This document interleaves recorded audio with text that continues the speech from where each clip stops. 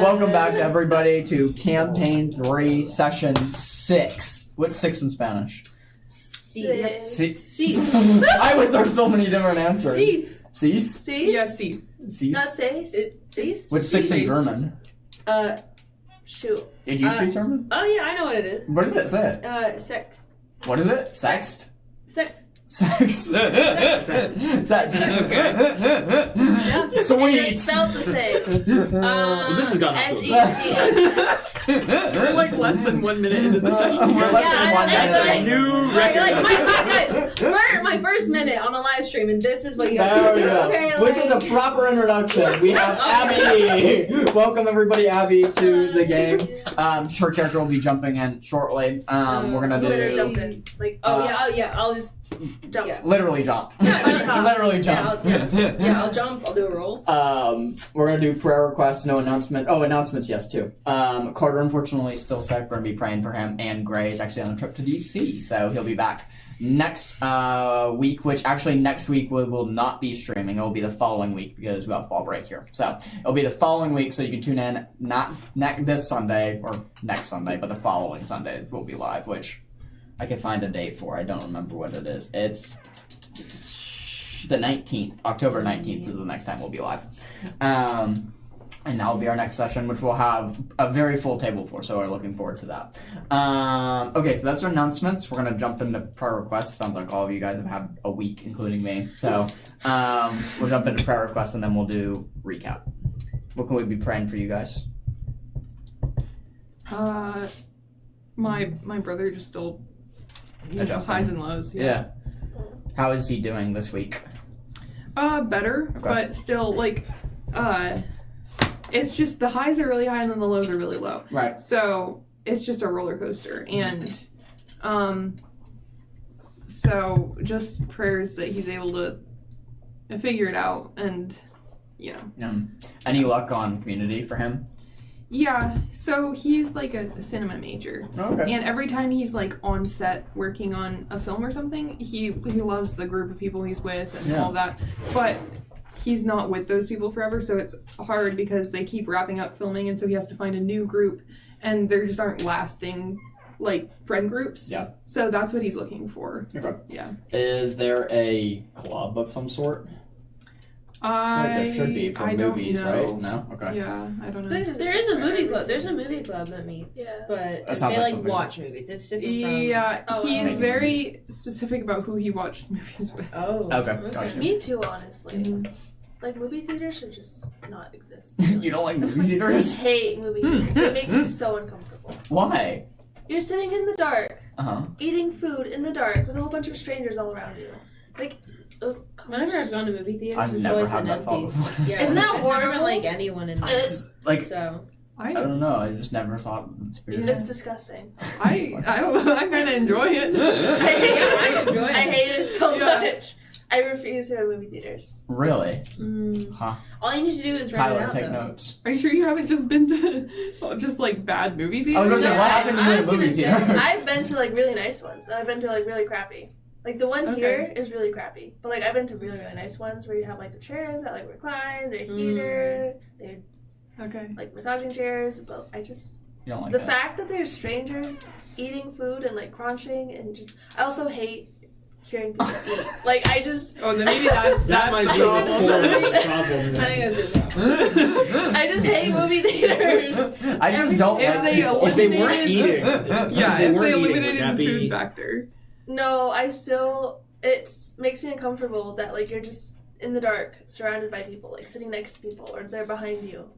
It makes me feel fat and uncomfortable. I don't like it. But you're in the dark, so they can't see you. I know that makes it even worse. Like I don't know if it makes it worse, but I just What if you were in a movie theater with all the lights on and 200 of your closest friends, See, that's a good question. and they That's and they were doable. eating? That's doable. that's not Okay, doable. I just wanted to know where the line is. Okay. Yeah.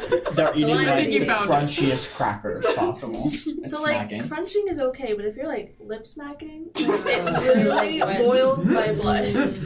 I'd rather jump out the window. Like I'm not even joking. NPC. Shutting it NPC smacks loudly.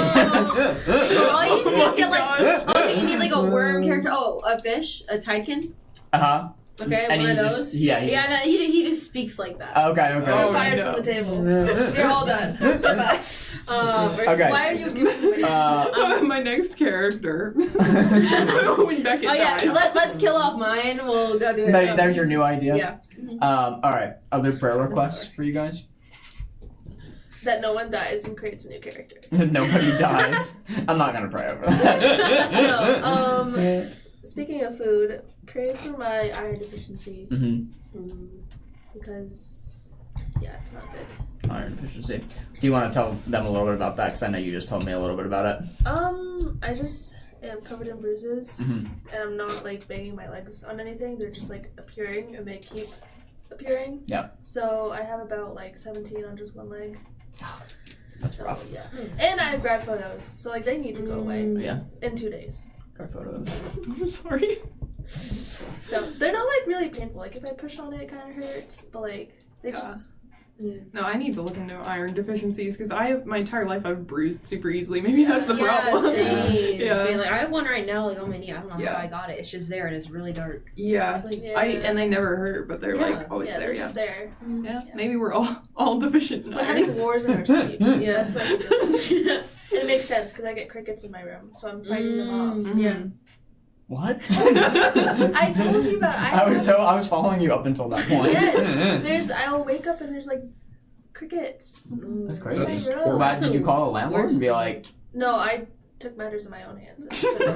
So I'm so sorry for anyone who's tuning into all of this. oh man. How's your friends? Your family friends? I always say family friends. It's not family friends. It's just your friends, isn't it? Yeah. Okay. Yeah, it is a family that I am friends with. Family that I'm friends with. Yeah, they're having a rough time actually. She was in the hospital for like a day and a half and had to like call an ambulance because she had like passed out. It was like they're doing better now, but they had a rough week. Okay. So that's really so tough. Medical. That's the mom or the dad? The mom. The mom. Okay. Yeah. Got it. Then Abby, what can we be playing for you?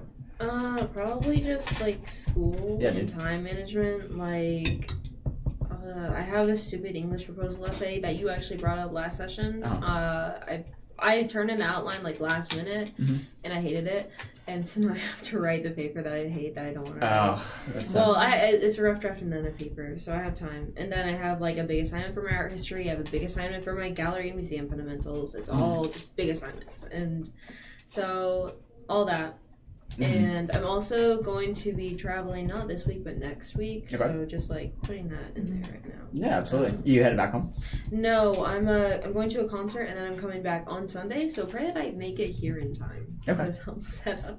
Sounds good. If you're not, just shoot me a text. Yeah, that's okay. I forgot about that. That's totally okay. Grade 6. Yeah. I've also been struggling with school. With school? Yeah. Yeah. Okay, so your brother and I'll add that to the very list. late School. night homework sessions. It seems like a very busy academic season for all of you guys. The most busy I've ever It just had. always is, kind of, I think. Yeah, I feel like it comes and goes. Yeah. I'm chilling. My internships. Your internships, yeah. Schoolwork. Yeah, mine, I don't know what is wrong with this semester for me, but like, I don't know how I'm surviving. Oh gosh. Are you junior or senior? Senior. But didn't you say this would be your busiest one yet? I thought you said I academically it would be challenging. this year, I don't know about this semester or not. Like next semester might be the same or worse, but You can do it. No, it's done. This is your last fall semester. yeah. Unless you just don't take all your classes and you say I'm joking. You're gonna get it all done. You can do it, Annabelle. I have full faith in you. I gotta turn in an assignment tonight. That's like, if I don't turn it in tonight, it's 2 weeks late. Oh, Like, that's the issue I'm with it right now. And you know, like, I'm not the kind of person who's just like always turning. I haven't touched a college class in 5 years. I'm dude. like pretty Old happy about it. Yeah, so listening to you guys talk about your classes does not make me miss it at all. Dude. Good for you, buddy. All right, we got some prayers, and then also just a reminder, not pray over it too, but Carter being really sick, and then Gray in DC. So I'll keep those guys in my prayers. And also I'll throw Elise into the mix here too. Elise is our new player that Gray and I know. She was actually she's in our Bible study, and she's one of the leaders. And we offered like, hey, do you want to join? And she was like, yes. So just prayers for her as she's managing a lot with school right now too. But you guys, you will all see her not next week, obviously, but the following. So. The 19th. The 19th. Thank you. Yeah. All right. Dear Lord, thank you for this day, Lord. Thank you that everybody made it here safely. I please pray just for everybody at this table, Lord, and everybody listening to my voices. It sounds like there's just there's a lot going on with everybody, Lord, and I just please pray over everyone. Lord, I please pray for Annabelle's brother as he's still adjusting to campus life and trying to make new community and find good community that he can surround himself with. I please pray that maybe a club opens the door or something like that, or just a close-knit community that he can have here, and it makes it feel more like home. And he just starts to enjoy himself more. I also please pray for Annabelle as she's struggling with school right now, as she has a ton on her plate to manage. I please pray that you continue to give her perseverance as she's in her last year, Lord. So I please pray that she just finishes strong. Lord, I please pray for Alicia for the iron deficiency that she has kind of figured that she has, of just trying to battle that, Lord, and at the same time trying to take grad photos. Those two things are just not working well together, Lord, and I please pray that you can just heal a bit of her iron deficiency, Lord, and give her the guidance and wisdom to find methods to heal or help the situation. Lord, I please pray for Wyatt as his friends are still dealing with the loss of a baby, Lord, that's so incredibly difficult. And then now the mom is also having some medical problems herself. So I just please pray over that family, Lord. We've been consistently praying over them, and I continue to pray over all of them, Lord, as that's a ton of just trauma and now health issues on top of it. It doesn't make the situation easy. Lord, I please pray for Abby as she's just starting her education here, Lord, but just please pray over blessings over her life, that she perseveres through school and starts balancing her time management continually well, and the English proposal that she has coming up. I know she just turned it in, and now she's about to write the paper on it. And just give her perseverance for that, and just have her find the wording that she likes and her tone of voice through her writing. Lord, I please pray for Carter as we love and miss him, and he's not feeling well. I just lift him up to you, Lord, to kind of begin healing, as we're hoping to see him in 2 weeks back at the table. And Lord, I please pray for Gray as he's in DC for a concert, that he has safe travel up there, just has an amazing time with friends. And using that, I pray. Amen. Sweet. So, first thing I'm doing, because we're operating off the new fear system in Daggerheart, I get to restock my fear every session. So if you guys remember, I burnt through all of them last session, and now all my fear is back. So that's the first thing I'm doing, have my fear stack back. And now for a recap. Where we last left off, you all were in the valley. Did we start in the valley? Yeah. I think you did, right? Yeah. Mm-hmm. You all were in the valley. With the wraiths attacking. Valentine was getting Yes, spooked with out. the assassins who suddenly jumped you all, and unfortunately, and then ill timing on Rodney's watch. It wasn't Rodney's fault. It wasn't Rodney's fault. Established that. These soldiers/assassins belong to the Kingdom of the Crow. Some of you kind of assumed that, some of you didn't from the signet on their lapel. They quickly killed Valentine, choking her out and then injecting her with a poison known as hemlock poison, making a very, very swift end to a friend to some of you, a stranger to a lot of you. There was a beautiful memorial and funeral held where all of you kind of gave her a gift as she passed into her gravesite. With the help of Lanentha, Cram, Ivy, I think all of you had a part in like helping her get buried, and just kind of doing a very nice service for her, a nice little memorial down in the valley on the kind of western part of the continent of Tarsus. It was then that you all saw sunrise very, very quickly and knew it was time to get it moving before, if we wanted to ambush the Iron Steed. So quickly, Cram turning into one of the Eclipse breed horses as well with Lanenta, you all sped out of the valley and headed for the tracks of where the train would be departing from Funnelville. Speeding up your quick trot there, a couple conversations happened between you all as you were able to successfully get in your position and wait for the train. As the first group got in their position, which you'll have to remind me of who it was you, and Victor, that was who the third was, got into your position. Your attempt of getting on was successful, however, it was a bit, because of how fast the train was moving, everybody kind of got in different places. With some time, you were able to reunite and drop into one of the cars. Well, Group B did not have as much success as Group A did, unfortunately. Due to an imbalance issue with the horse, I believe, is what caused it. Someone jumping off the horse caused the horse to become imbalanced and lose a good bit of time getting to Group B. Whoops. Meaning, was that you? Yeah. It's almost like somebody is really heavy. As the horse tried to speed up, it got there in a reasonable amount of time, but not in enough time before you all took matters into your own hands. Cram quickly pulling something out of his butt, just trying to figure out a way to get on the train. He quickly talked to a vulture nearby and used the vulture. What's that? He mimed. Yes. Thank you for correcting me. To basically use the bird as a parachute to coast down the cliff and onto the train. This worked for both of you, did it not? Sort of. It worked for you had complications, no? I had complications. Okay. What were your complications? Remind me. The vulture was not fast enough or willing enough, I don't think, to get me all the way over there. So I sort of jumped onto the vulture sort of coasted me down to the horse, and the horse got me over to the train where I was able to lasso onto the train. Indiana Jones. Yeah, it was very chaotic, but Cram had an angelic descent.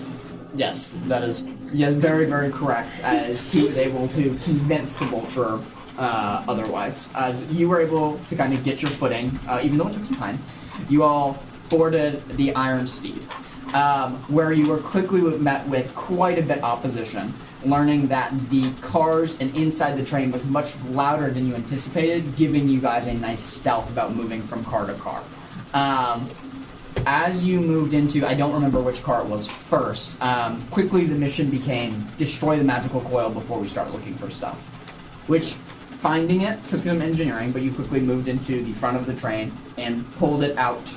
Unfortunately, at pulling it out, the train began to gain immense speed as it was loosened from its original asphyxiation point, one that you didn't know it would gain speed. As you pulled it out, the train began to move at about 60 miles per hour, which was quickly slowed down, but not before you took some insane burn damage from Cram pulling the wrong lever for the engine, unfortunately. As the train was speeding down the tracks, it slowly came to a halt and then picked up speed once more, going to its average 40 miles per hour. As this all was going on, Ivy, you quickly located the tablets. Also, backing up, you found some things in your search for the tablets as well before going into the engine room. Yes. I found maps and an axe. Maps and an axe. Quickly finding your tablets, just quickly a reminder, the crates are about this big, so it takes two hands to hold, meaning you can't really attack while you're holding this, right? Yeah. So as you're holding this kind of chest of these ancient stone tablets, you quickly all are kind of moving about the train when the door's broken down and you have several guards attempting to flank you guys now and fight you guys. As the fight is picking up, as you were once winning and now it's becoming more of a stalemate, this last scene was Rodney getting shot kind of through like his shoulder area. And as you all knew this was a bad wound, only Rodney knows, once he started feeling the bullet spin, that this is a lethal bullet known as a drill bullet. A small magical bullet built on a magical motor that begins spinning, pushing itself further and further into the victim of whoever it hits. as you've been hit, you quickly, as you're looking down at battle maps on screen for you guys now, as you feel your shoulder begin to numb slowly from the bullet's pain as it digs deeper and deeper and deeper.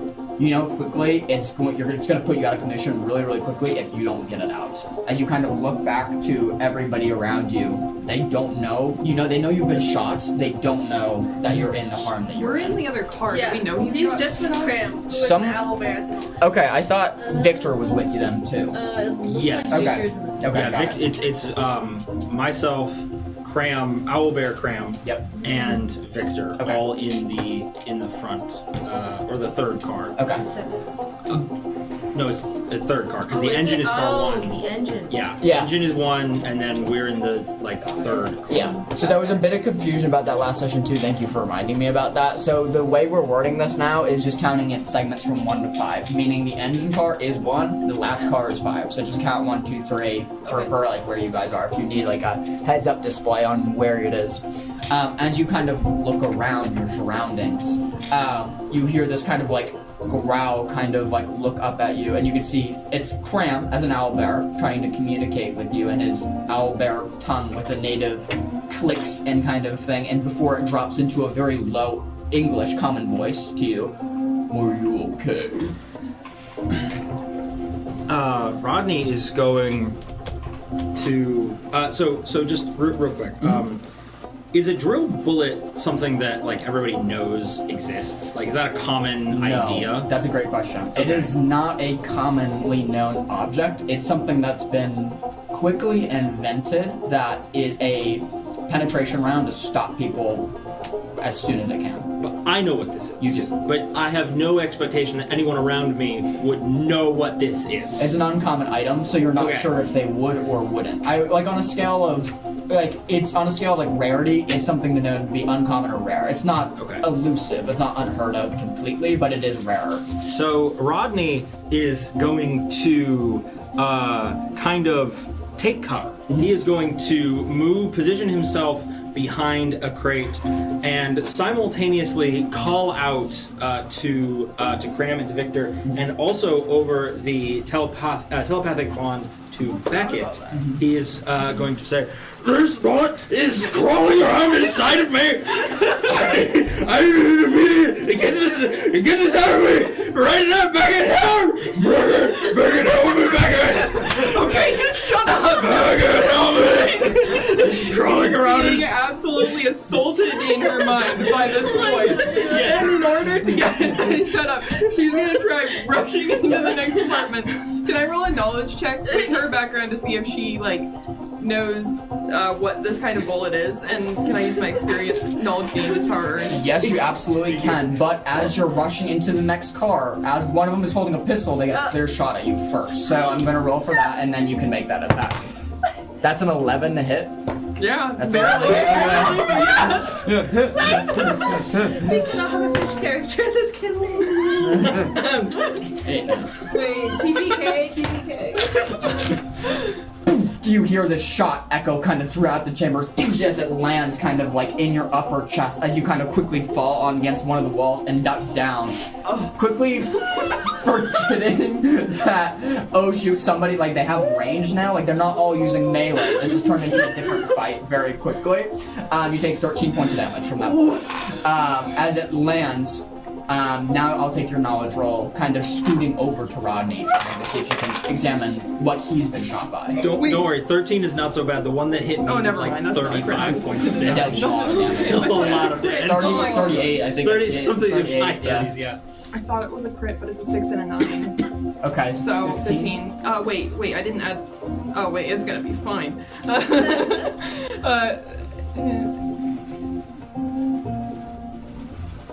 23. Yeah, DC was 20. Yeah. So, very nice. What does this look like as you quickly, start examining the wound? I'm just gonna sort of just rush over and kneel down. She's kind of also examining her own wound, or keeping a hand to it really quick.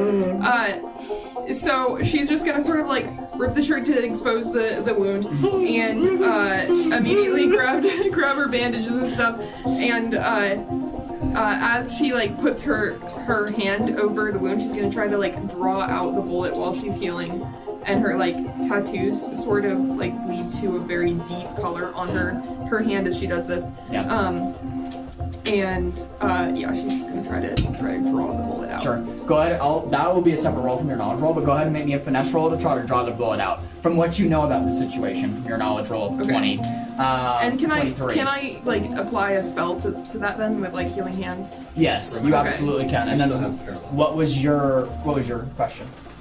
It's an action, but I can wait. Okay, sounds good. Just insert yourself whenever you need to, just because I don't know where it fits in the scene.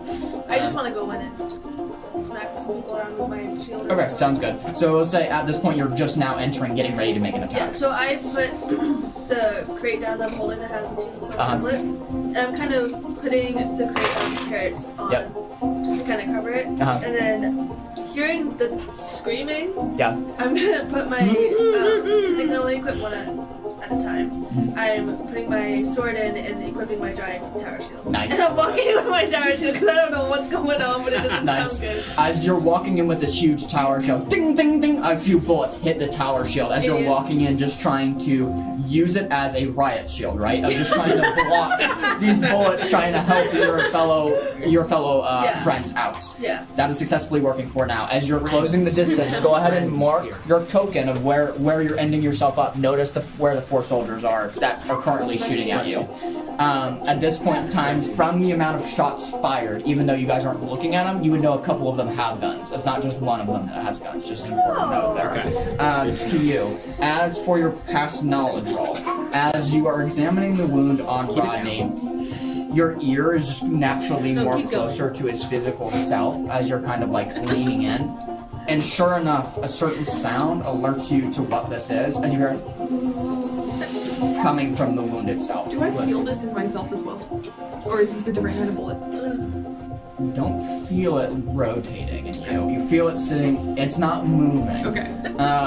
It doesn't seem to be causing excruciating. It's painful, but it's not as excruciating as what he's dealing with. Okay. So, as you kind of are examining the wound, what was your finesse roll to try to... My finesse roll was 17, and I also did a successful healing hand. You got another one coming? Which gives 2 hit points back. Okay, sounds good. Did you hear that? I'm sorry. You're good. You got 2 It's her HP. fault. What are you doing, Alicia? She's sneezing over and over again. You mark 2 HP from her spell as she kind of put her healing hand. I get 2 HP? Yes.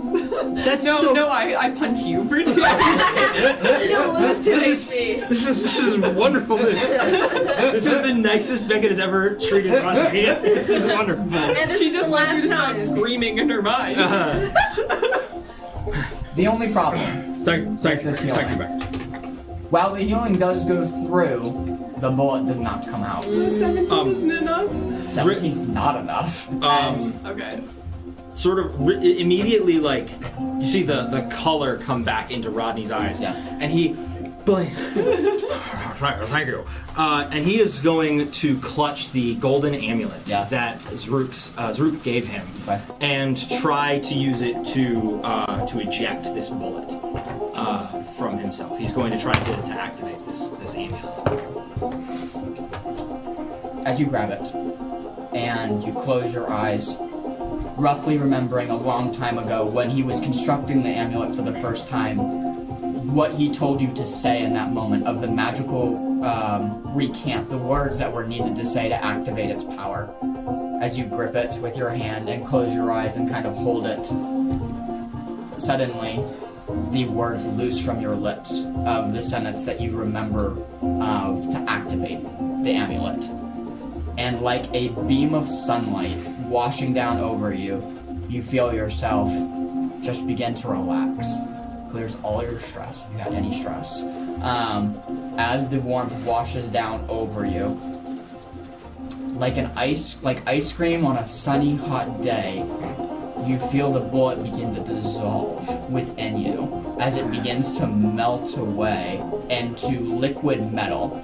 This doesn't feel great, granted, but you can feel that it is dissolving, and while it's not coming out, this is going to be a better option. Okay. The only problem is, as it's dissolving, this is hot metal in your body, so it is going to deal damage. Okay. I'm surprised it doesn't deal more damage. I mean, Yeah, because it's gonna go through. That's 17 points of damage in the first round as the bullet begins to melt. Your healing is still in place, but 17 points of damage as the bullet is beginning to melt. well, thank you for that healing. What? You have facial expressions tonight? It's because I'm tired. I could turn them I on. can't control myself. No, I love it. Really appreciate that healing, especially now taking another 3 Yeah, you gotta damage. fix that. I can't give a whole lot. How am I supposed to fix Get that? better. No, I have a stamina potion. Why would you pick stamina? Because I don't know how to play this game. Real. This is my second time playing Do you Daggerheart. have a stamina potion or you have a health potion? She had a health potion, she gave it to the horse. Yeah, I get I maybe have a stamina potion, but I'm actually I'm actually Cram has health potions. Or not potions. Cram has It's health fine. spells. It's fine. Cram It's is a bit. So- Cram is an outlier. As that 17 points of damage kind of loosens, you feel like it's about the halfway point, roughly, that it needs to dissolve. Like, you can feel the scraps of metal starting to dissolve, meaning there shouldn't be much more of this, hopefully. As I can't do any more. as it's slowly dissolving. With that, your amulet of protection is working. Just not working in the sense that you would hope it would. Okay. With that, you're marching towards them as the action does naturally come to you as you're holding your riot shield forward. You're ding ding ding ding, several kind of bouncing off. What do you do? I'm walking closer. Is the door behind them open? No, it's slid closed. Of course it is. Yeah. Okay. Remember how the doors, they're like these wooden barn doors that slide open and close, so they're not, it's not locked,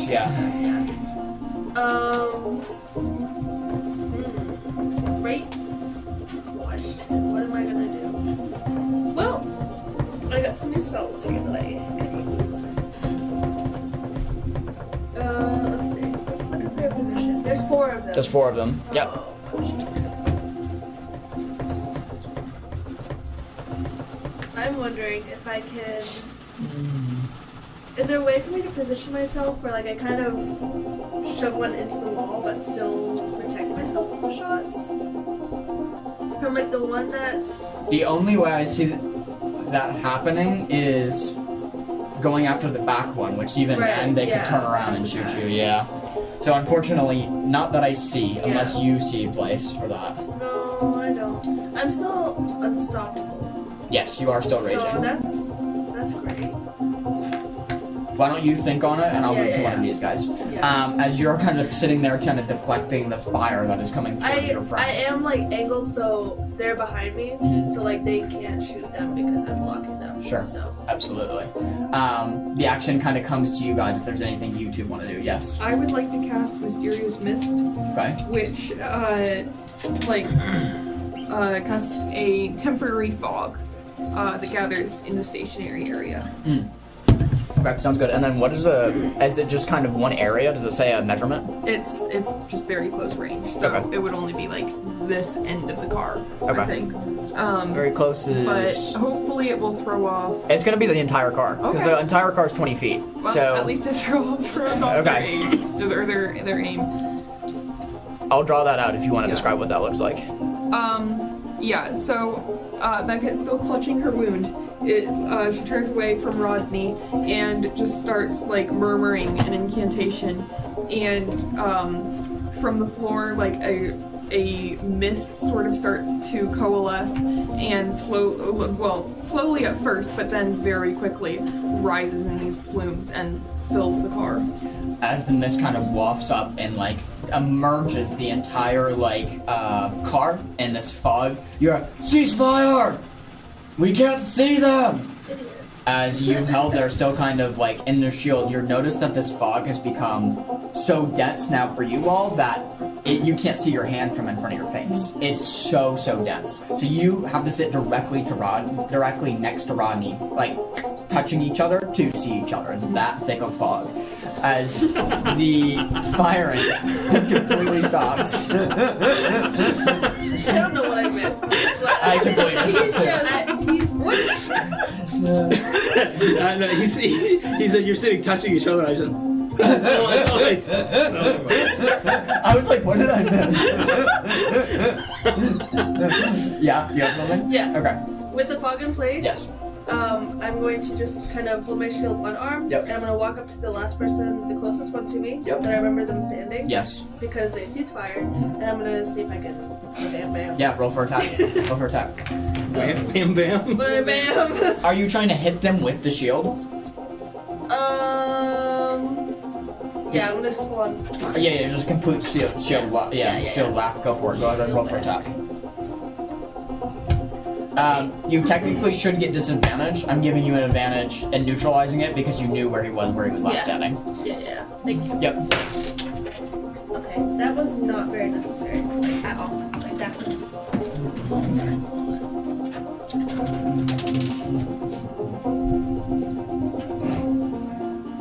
Of course, I got it too. Like.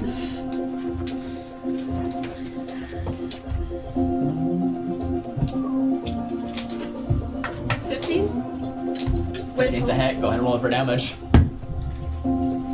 Yay! Coming to you. So 2d6. I have one action attack and then coming to you. Just heads up.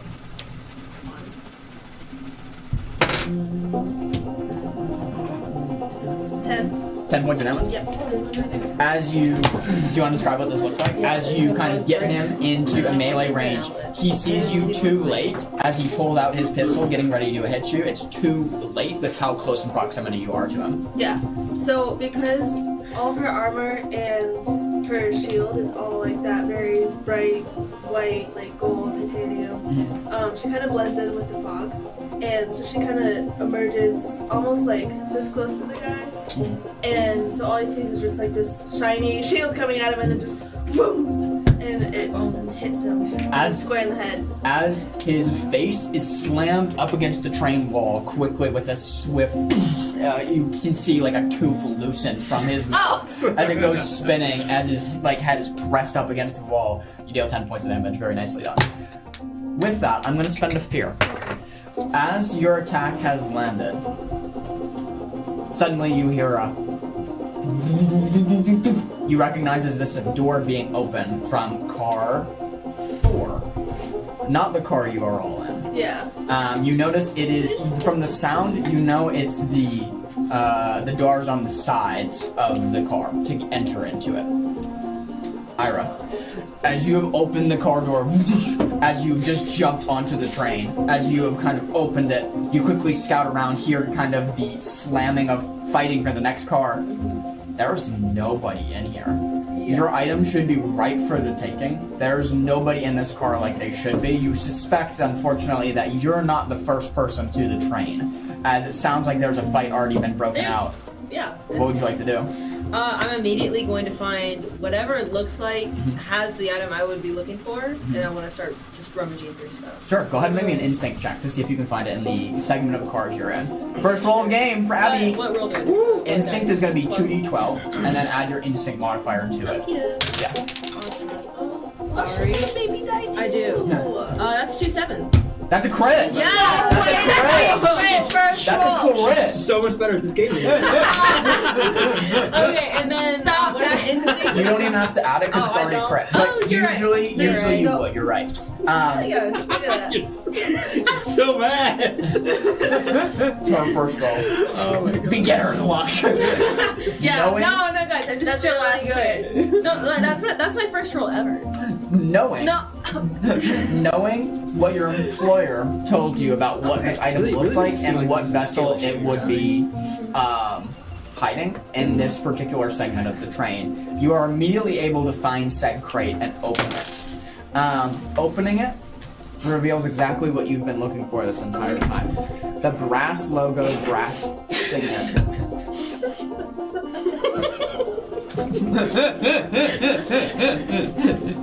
What are you doing? Lock in. This is Abby's introduction. This is a little existential crisis happening over here.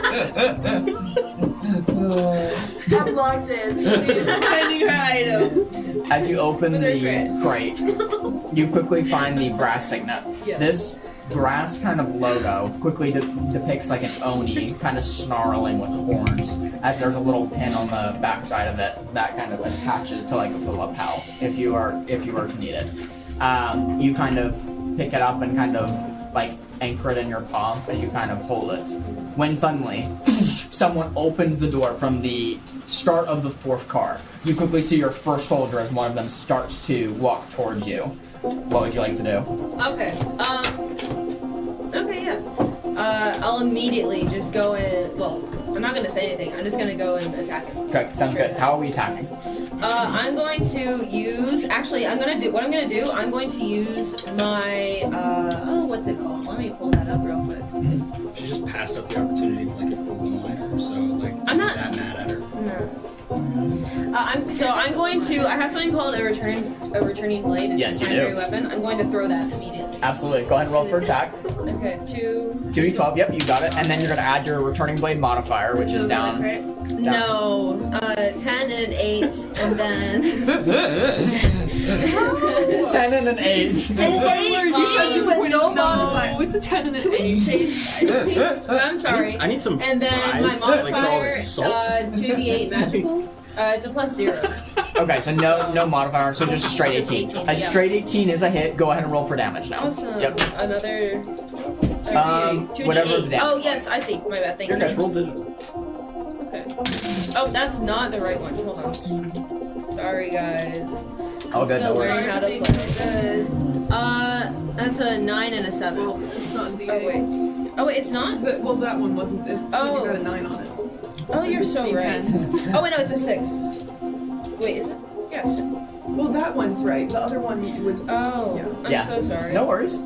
Oh, it's this one. Wait. Yeah, I'm so sorry. You're good. Okay. 8 was the other one. It So was you're using So total is what? An 8 and an 8? Wait, no. That was a that was 6 and an 8. 6 6 and and an 8. 8. Okay, sounds Yes. good. So you got a 14. 15. Okay, with no modifiers. That's Yes. true. Okay. Yep. That's Was 14? it? I thought it was 14. 6 and 8. I'm terrible with math. I have to count on my Okay. fingers. 9, I 10, really 11, don't 12, have 13, to. 14. You're right, 14. Okay, so Just 14. as you take your blade and swing it right away, you notice this guard approaching you, where it kind of flies in the air, coming back like a boomerang and slicing like a part of kind of his backside as you go, oh, as blood splats out against the wall, as 14 point damage is taken from him. What did you do now? I just told him to stop sneezing. I can't do anything. It's As you Sorry, we're gonna lock in. We're gonna lock in right now. As you deal 14 Alright. points of damage successfully, that is where your turn ends. Okay. The people who are next to you guys now, even though this fog is in place, one of them is still going to make an attack. This is with disadvantage for them. Oh, great. At me? Yes, Oh, great. you're closest to them. With disadvantage, that's 8. They failed. 8 fails? Yep. Okay, sounds good. So through the fog, you see this dagger come through the fog. Not a body attached to it because the fog is so thick, just like an arm swing through the fog with a dagger at the hand. As it swings through the fog, it completely misses you as it's just in a wrong direction in total. With that, Ira, as you're quickly kind of moving about this car, you hear the commotion happening in the other car, like as it sounds like they're making your way to this car. It sounds like they're getting closer and closer. You had your hand up. Yes. As the door's opening for the one soldier to go into the next car, and the silhouette like illuminates Ivy's Ivy, could I cast Parallella? Yeah. Yes, that's what it's called, Parallella. Yep. Which I use 2 hope, and it On you. yes. It allows you to hit an extra when you make an attack. You can hit 2 people Yes. within range with an attack. instead Yeah, of just one. if you roll an attack, if you do an attack roll, and the number would succeed against multiple So opponents. so Yeah. You're you casting that on. You. Well, she already has that from last session. She already has it from last session. So you probably to use it. You probably would cast it on somebody else. It can it double up? Yeah, can I double? No. It's multiple people. Okay, let me use it for him and then cast it. She's already casted it. She's already called it. So Okay. what I will do is I'll let you amend it to a different person you cast it to. Kratom. Yeah, Cram would be good. Well, Cram hasn't been fighting. But I could cast it on myself. You could cast it on yourself. You can also cast it on me. I have a gun, so like. You're also dying. Yeah, you're. And like on the floor and bleeding out. Well, not bleeding out. Wait. Being a loser right now. I'm gonna cast it on Victor. Yeah, you can absolutely cast it on Victor. Oh, I forgot about Victor. As you quickly cast the spell on Victor, Victor kind of gives you a nod before quickly rushing forward. He's going to try to make an attack. Now, he rolls for attack. I have his modifiers. Whatever he rolls applies to double, or it's only when he hits. It's so when Only when he hits, right? the next time he makes an attack, Okay. he can hit an additional target within range that the attack roll would succeed against. Okay, so he rolled a 3. He has a modifier of 4, which is a 7, and misses every single one of them. So okay, it doesn't do anything for him. Okay. I So, did not know this. Was Now how it what you did, I think what you did say last session was that because she attacked, but there was only one person there to hit. Yeah. You let her keep the spell to reroll it. so to use it the next time. So I don't know if you want to let Victor keep that up since he missed and didn't utilize the ability. I Utilize think it's a miss though. It just doesn't work. Because I'm trying to remember the case scenario where I allowed you to have. So it was because we had just hopped in the train car, Right. and there's just one person left. Or was it on top of the train? It was in the doorway, and the train had just come to a screeching halt, and the other guys had all gone, or maybe it had just accelerated, and all the guys had gone flying backwards. Flying back. So in that case, she Right, did hit, but there was only one person there to hit. Yeah. Okay. So in this case, there are multiple targets available, but he missed. And, okay, so I'm going to say makes sense in your case, does not make sense Yeah, in his it's case. he Sweet. missed, but Yeah. for me there was I'm confused then why I couldn't cast it on her if she didn't have it active.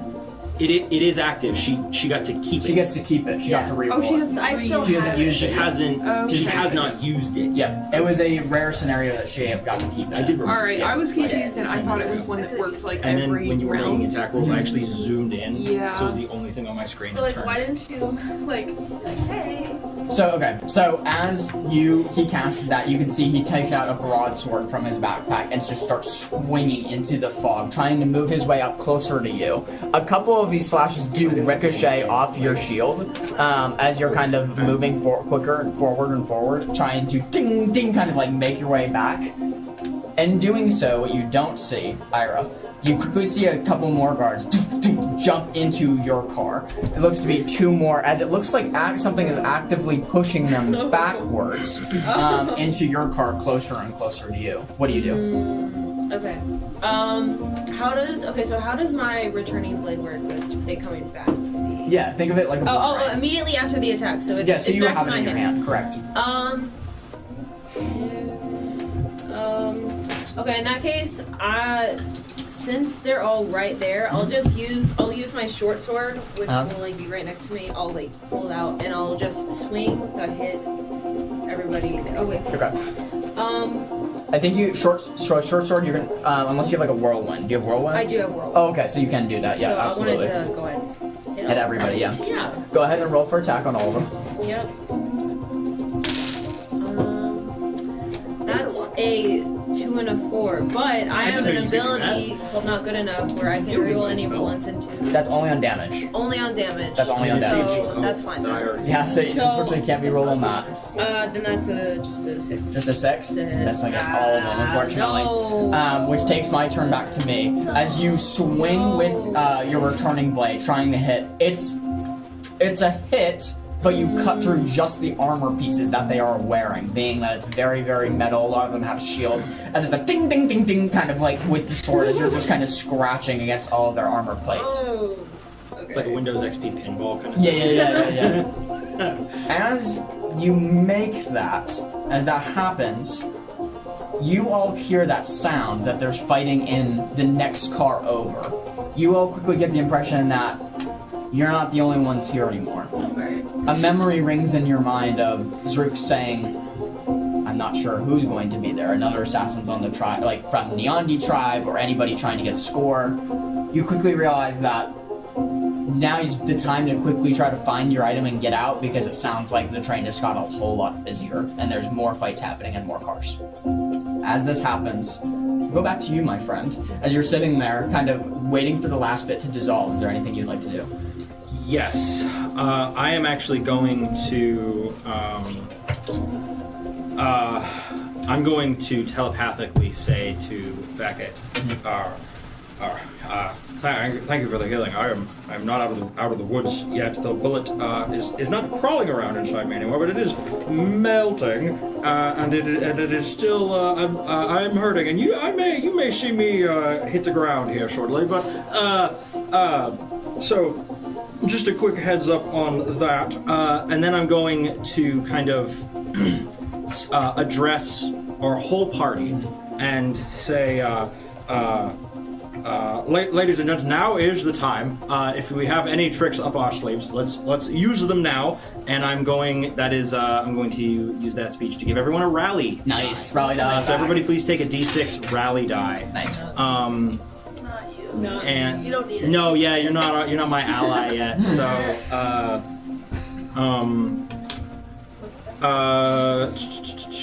Is that all I can do, or could I potentially take an additional You can absolutely action? take another action. I am going to cast invisibility On yourself? on myself. Sounds yes. good. So let's see. This is a roll, right? This is a roll. Okay. I have to roll for this. Yep. So that's not right. Come on, high roll, high roll. Yeah, I need a Don't use my die. spell cast. I'm not using your die. I'm using a spellcast roll. That is a 16 with hope. That's that a pass. succeeds. Yep. That is a pass for. It's a DC 10. Right. As part of the spell. So I mark a stress, and I am invisible. You're gone. I am visible or cannot be seen except through magical means. Attacks against me are made with disadvantage. Absolutely. And I have up to a certain number of actions I can take before my invisibility expires. As you are right next to Beckett, who you were tending to him at the time.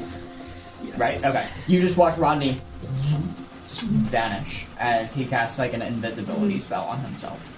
I will say I'm going to hide now. Yeah, I'm assuming Beckett would be familiar with the invisibility spell. Yeah. As you disappear, Becca's just gonna say, "Just find what you need and get out. We already found what we were looking for, and now we just need to get out safe. So just be fast, and we'll try to hold them off." All right. In that case, hearing that, because that's the first Rodney actually knows they have found what they're looking for. Sure. On? Nice heads up, guys. Hey, I just let him know. Like, It's okay, I'm just messing with We've been you. busy. We've been busy. You've been busy. I Playing. also left it. Yeah, I was gonna say you picked up your shield, I mean, you So know where it's it back is. in You found it. It's But easy to it's get. back in the first car. Yeah, second segment, yeah. well, it's pretty easy to get though. There's no one else over there. How difficult would it be for Rodney to get onto the roof of the train? From here it wouldn't be entirely difficult. You would just have to open the door to your left. So you would have to slide the door, and then climb up to the roof. So it would be, mechanically, it would just be one finesse roll to climb up your way to the roof. You've done it before, so I'm going to give you advantage with your sticky tongue.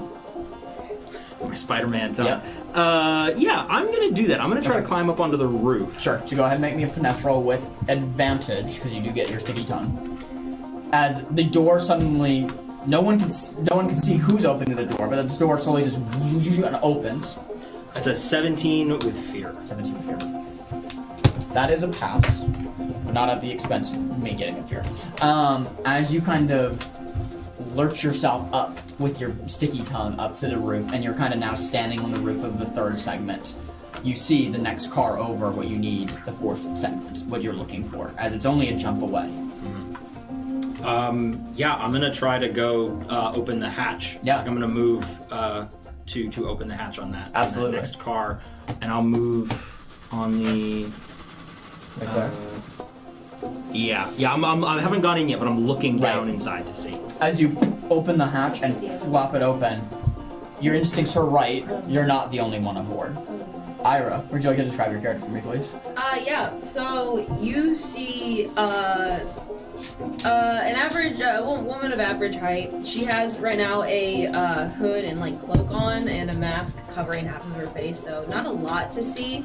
You do see that sort of the air around her clothing is fluttering. She's wearing leather boots, cloth pants, a cloth shirt, some leather armor underneath her cloak. The cloak is black, and there's a little emblem on it, but I'm gonna say you can't really make out what's on it right now. Her skin is like pale, almost bluish, but that's about it. So. As you kind of see that physical description and see this assassin battling what looks to be 3 of the train conductors at the moment, kind of pinning her in a corner, or getting her closer and closer to a corner. Unfortunately, from where the hatch is placed, you'd be dropping either in between where they are and where she is, or on top of them.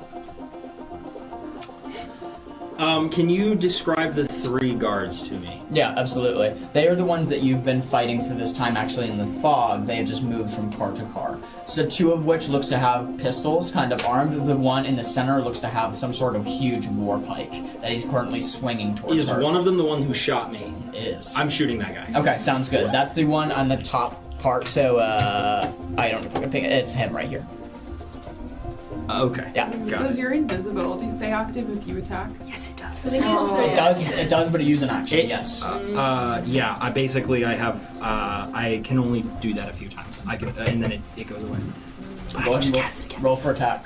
Okay. Oh, you're looking above him. He doesn't know you're there. You have advantage on this. Uh-huh. You have advantage on this. I was gonna say I should have advantage. You on do have this. advantage on this. Okay. So advantage. Well, you have advantage twice because the invisibility gives disadvantage. Actually, no, it'd be disadvantage. It's disadvantage on attacks against me. I don't think I get Oh. advantage. No, it's like yeah, different no than double, like just one fire. advantage. Yep, because he has height and you can't see him. Yeah. Yeah. That makes Yeah. sense. Okay, so single advantage. That is a 14 with hope. I'm so sorry. You just missed. Wait. Okay, can I use my rally die, or is it too late? It's technically too late, but for you, I'll allow this. I'll allow it. Okay. This one All right. time. Well, Yeah. thank you. Thank you. I appreciate that. Only for you. Deserved.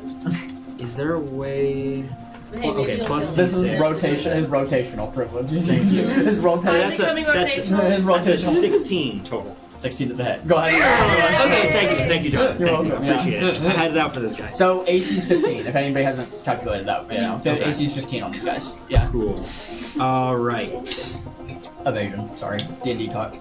That's a 20 for damage. How do you want to do that?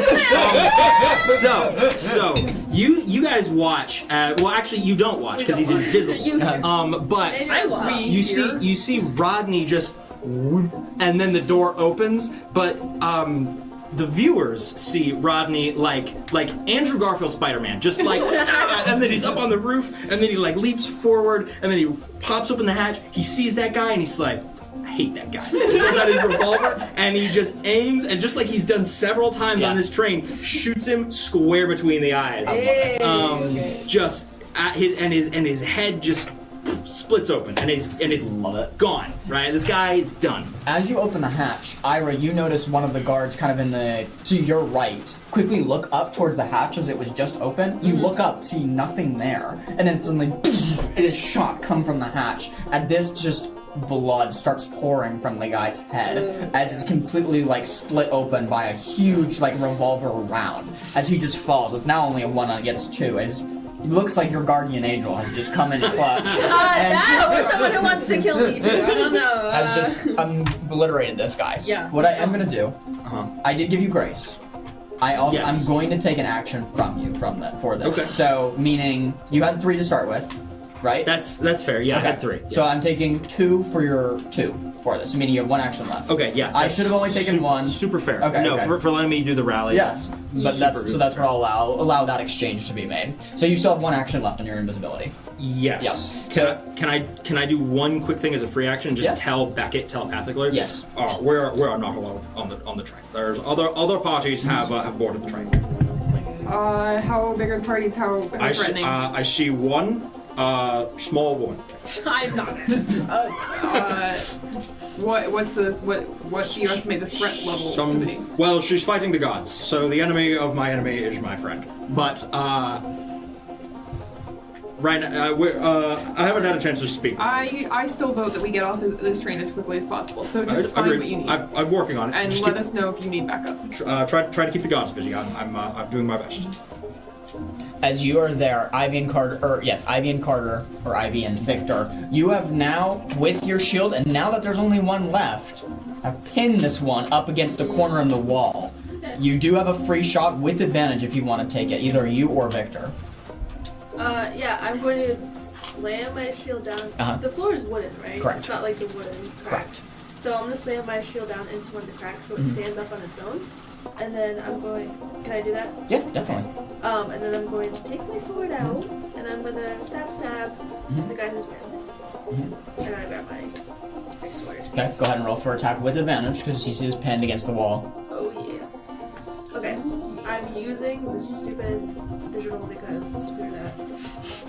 Screw rolling. With advantage. I'm coming to you, Ira, next, just as a heads up. Okay.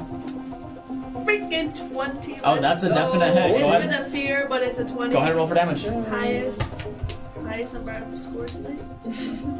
Good job. I'm proud of you. You taught me. So thank you. Okay. Let's lock this bad boy. This one has not been hit yet, just as a heads up. 20 points of damage. 23 points of damage. Oh my god. Split him in half. Tell me, describe what this looked. That's not a crit. Is that a crit? Shoot. No, because it would only you only crit on your attack roll, not on your damage roll, right? Yes, you can't. Yeah, You can't crit that's on a not- damage I got roll. 2 9s plus 1. Okay, so 23 points of damage. Yeah. This guy's barely clinging on to life right now. Go ahead and describe what this attack. Describe what this looks like. Okay, so I'm going to slam my shield down, but still kind of hunker behind it, so like I'm still protected. Yep. I'm assuming Victor's like behind me. Yeah, he's off to your right, so he's trying to flank him into a corner. Yeah, perfect. And then I'm going to whip out my shield and kind of reach around my shield and just gonna like slice him. Yeah, Is there absolutely. more than one of them here? As you, No, there's not. No, as you put the shield in between you and him, anchoring it into the ground and throwing your sword across like the top half of the shield, like that way it misses. Just a huge blood streak comes and cleaves down through his armor. He's really, really hurt. As we go back into the other car with Ira and these two guards that are attacking you, they are going to make a shot at you. Oh, you need to do that. That is a 17 to hit you. Oh, nice. That's it. Okay. D&D is better with guns. It really is. 5, 7. It's kind of boring. I've never done guns in D&D. So I don't know how guns work in D&D. I've never done them. That's 18 points of damage. As one of them holding a war pike. How much did I mark for? So these are like the damage thresholds. What did you say? 18. 18? Yep. So it would be severe damage, but you also have armor. So instead of using one of those, you can use one of those. Probably do that. So then I'll just mark 2. Yeah. Okay. So Thank you. 18 points of damage as the guy with the war pike kind of steps forward a few steps and throws his war pike kind of at you. It kind of, you feel it kind of hit some of the padding underneath your cloth, but some of it still cuts through as this war pike is very jagged in its shape. And where the other one quickly takes a gun and shoots. The bullet kind of just scrapes your thigh, just leaving a little blood trail, so it's not anything like huge, but from the damage taken on both of those attacks, it's 17 points of damage to you. With that, as I'm coming to you just in a second, Rodney, as you're kind of seeing they are backing her more in a corner, this is your time to drop through the hatch. Like, you could get through and you could be behind them. Come to you after.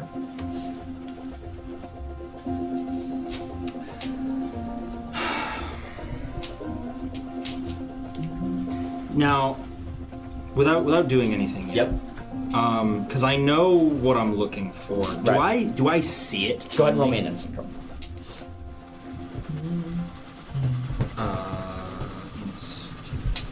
Roll 19 with hope. You do spot it. What you think is it. You don't see it, only the packaging of it. Okay. But you think this crate, looking at the shipment labels and trying to read them from about 10 feet away in the air, Yeah. trying to make out the details, the shipping chart of where it's been, as it's kind of like this makeshift papers on top of it, taped down to this crate, align with the shipping chart that Druk had given you of where this item should be transported. Meaning it's either a coincidence that this crate has the same exact shipping line, Sure. or this is it. Be a heck of a coincidence. I am going. How big of a crate is this? It's sizable. It's about, I'm gonna say it's roughly the same size as the one that Ivy was carrying. So it's about two hands. It's too big for me to grab on my tongue. Yep. From where I'm at. Okay. Okay, hurt. Lick it up. Rodney is going to use his remaining invisible action to cast a spell. Okay. That spell is invisibility. He is going to recast to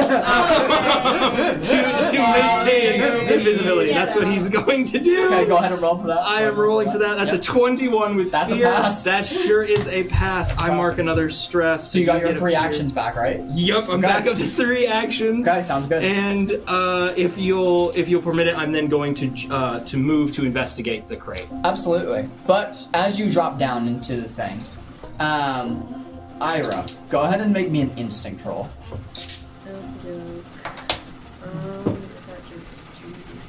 You have disadvantage on it as well. I'm sorry. so- Yes. oh, yeah, that. first one. That. Yes. So Got it, D6 got it. on the disadvantage. D6? So roll 2d12s for Oh, any. okay. Yeah. Roll 2d12 for instinct, Okay. and then perfect. And then roll a d6 with it, and then you're gonna subtract that from the total. There you go. 3. Okay, so I got 17 minus. Minus 3. Yep. Which Okay. is 14. And then, do you have an instinct modifier? Yeah, it's plus 0. Okay, perfect. 14. It's not. Okay, good to know. You hear like a soft bump, like an odd bump in the train. Like it almost like missed a part of the track or something. It sounded very, very weird, like a thump. What she doesn't know is that was you Yeah. landing. As you made your descent and kind of are looking, you see these 2 soldiers about to like approach this assassin and try to take her out. This is your chance to try to grab the crate.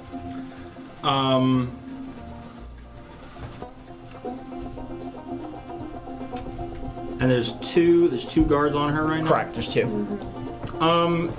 Yeah, I'm going to take a look at this crate and try to. I want to confirm that it is what I'm after. Actually, Absolutely. even if that visually, like, might reveal me a little bit. Sure. I'm going to use one of my actions here under invisibility to investigate this crate. Absolutely. As you walk up to the crate, it's like 2 little, think like briefcase locks to open it and flip it up. As you flip up the locks and begin to open the crate, Ira, you would notice that. As that odd thump alerted you that something was going on, you see that one of the crates behind the guards that you're looking at as they're marching you down, the top just suddenly opens, just lifts. You see in front of you exactly what you've been looking for. The beautiful porcelain vase decorated with gold and black lyrebirds in strange patterns. This relic seems to be magical from what you can tell. Exact properties, from what your research could tell, hazy at best. Sure. A small lid covers the open as something sealing something inside with like a large piece of like tape and then like foam paneling inside the vase to like protect it from shattering. As in the whole thing is very, very delicate. Okay. I'm going to close it. And I will pick it up and begin making my way back to car 2. Sure, absolutely. As the box begins to float up behind you, Ira, are you doing anything? Yeah, I'm gonna be like, okay, I'm gonna point. I'm gonna be like, wait, what's that? What's that? And like hope that they like turn around. And then I want to get out of the car. I have what I need. Yeah. I want to get out. Go ahead and roll me a presence roll to see if you can convince one or both of them to turn around.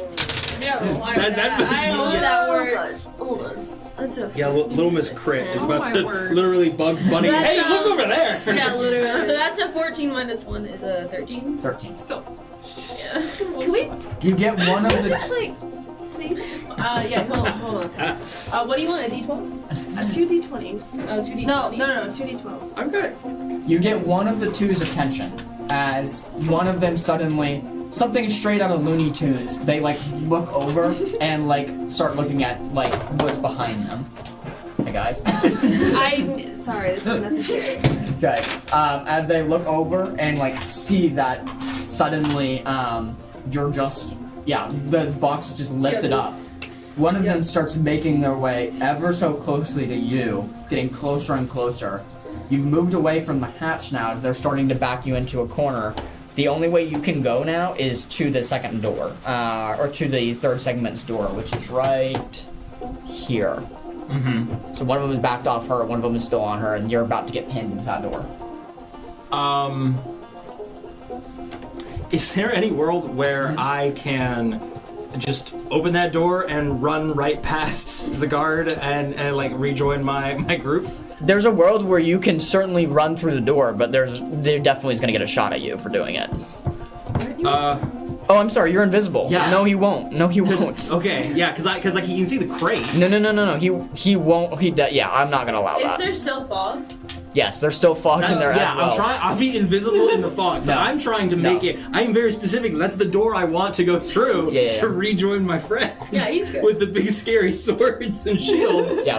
That's what I'm trying to do. Yes, I would like to try and get past that guard who's barely clinging on to life. Mm-hmm. I'd like to try to move past him. Mm-hmm. And if you want me to roll for I won't make you roll for it for sake of expediency. I think with enough, you have enough going for you with the fog and invisibility that it's going to be a success. So am I using a token for that then? Yes, definitely. Okay. Yep. As you move yourself past him and another action is burned, you all see suddenly a floating chest float through the legs of the guard that you are fighting. As this huge chest slowly kind of floats through his legs, he looks down and it's just enough time that you have time to make another strike.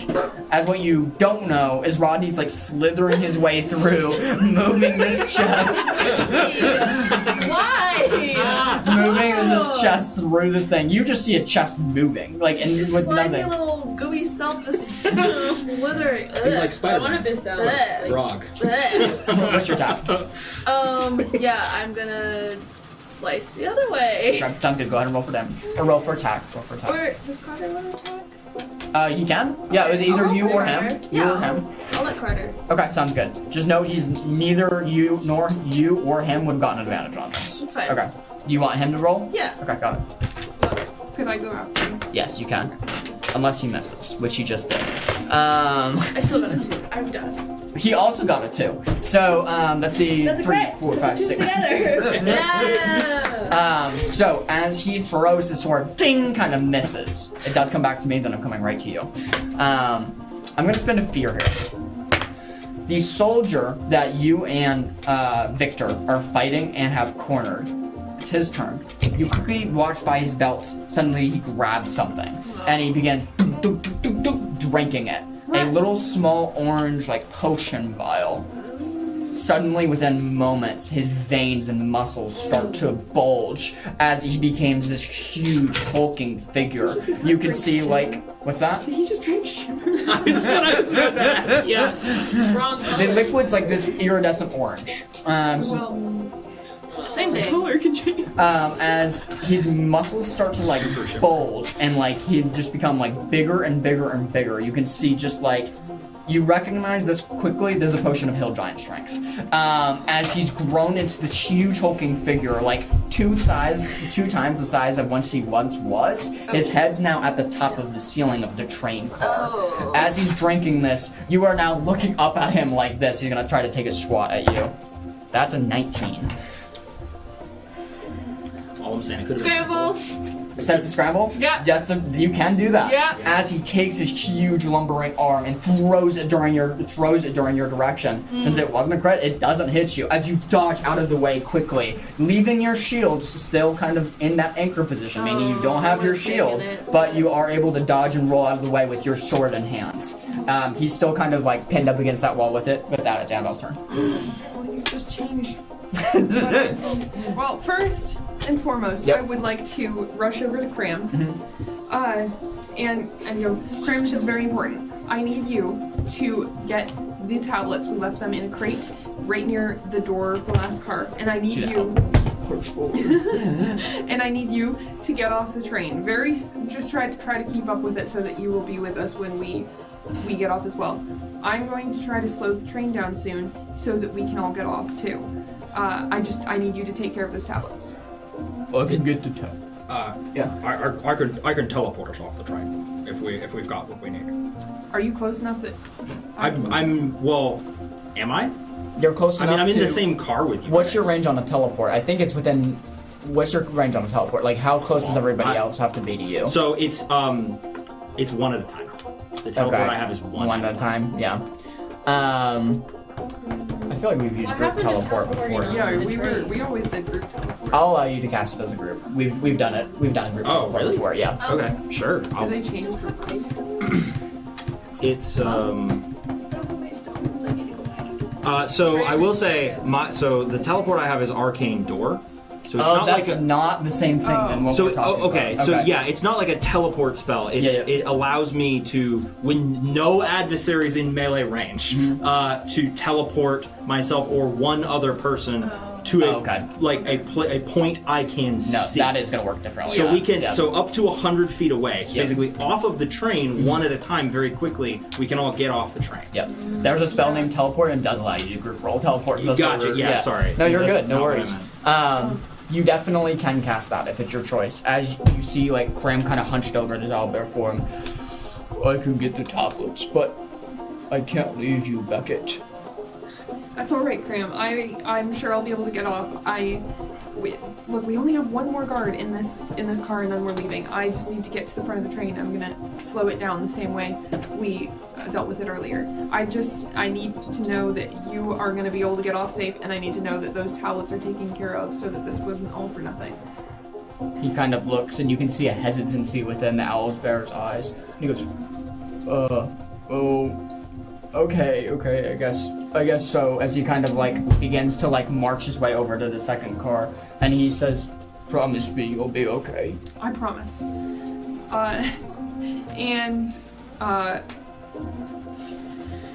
With that, I'm trying to decide whether Beckett would help attack, or I think that she would assume.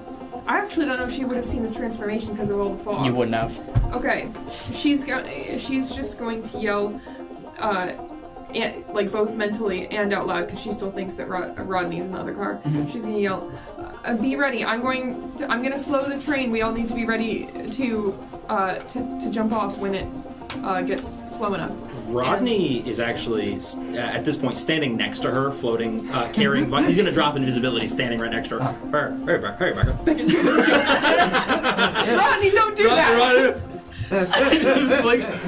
I made it. Are we ready to go? I can teleport us off one at a time, if we want to take that approach. I don't know. What's going on over at that end of the car? Did you see what? There is a woman there. She is fighting the gods. She might be worth talking to. As far as I know, there's only a couple of gods left on the train. But... I meant at the other end of this car. I can't. There is a man who was almost dead, and now he's very angry. And actually, I can't see. Never mind. Okay. Ivy's handling it. I have faith in Ivy. There's a lot of violence happening, but so Ivy and Victor are about ready. They're ready to go. They're holding the line. I wish. They're about ready to go. Whenever we're ready. All right. In that case, you and Cram go over into the next car. Cram is going to grab the tablets. We left them over there, and then you can teleport him off. Well, I have to do it from this car with the open door. I have to be able to see where we're teleporting to. Okay. Well, so there's no door on the engine car, so we have to do it from this car. Because the big side door is still open from when I left. The side door is open. You could open that door in segment 2 that Cram's in. Are we not? No, you're in segment 3. Yeah. Oh, my bad. Yep. I thought we were. Okay. No worries. Sorry. In that case,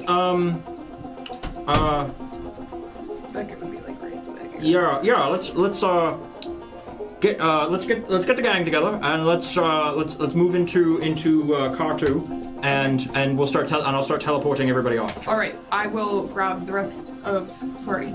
Okay, yeah, I'm gonna then go and move and catch up with Cram. Okay. And begin. And Basically begin preparing this yes. this spell. Beckett will run over to you, Ivy, and to Victor. And now that she's close enough, she is going to try to assist. So basically, you moved up. They are going to do the. I move back. Yeah, they're going to do, or Rodney's going to do like the teleport thing from the next car. Beckett went over to try to tell everyone else to like meet over there, and now she's like encountering. Okay, sounds good. As you move over there, as you move to third segment, you move to second segment. You can see the owlbear beginning to change back into a small crab. Oh, are we ready to get off the train? We sure are, Cranberry. Okay. As he grabs and kind of grabs the crate with both. I've got the crate. I am basically opening the portal, but I'm waiting to like send him because it's basically if we're moving really fast, which we are, and I put him somewhere, then he's going to be back a ways if you guys aren't ready to go like now. So I'm going to say, Beckett, let's go. We're ready. Hang on, we're running into some issues over here. Why don't Cram, you know what to do. Why don't you slow the train, and we can plan to just jump off that way as a backup plan. Unless Cranberry, slow. Beckett says to slow down the train. Slow down the train. She says you know what to do. The same way I don't remember. I ask her which lever it was. Her Beckett, which lever slows down this train? It was. Oh my gosh. It was pulling double levers on the right side. Was it? Can I roll knowledge to remember?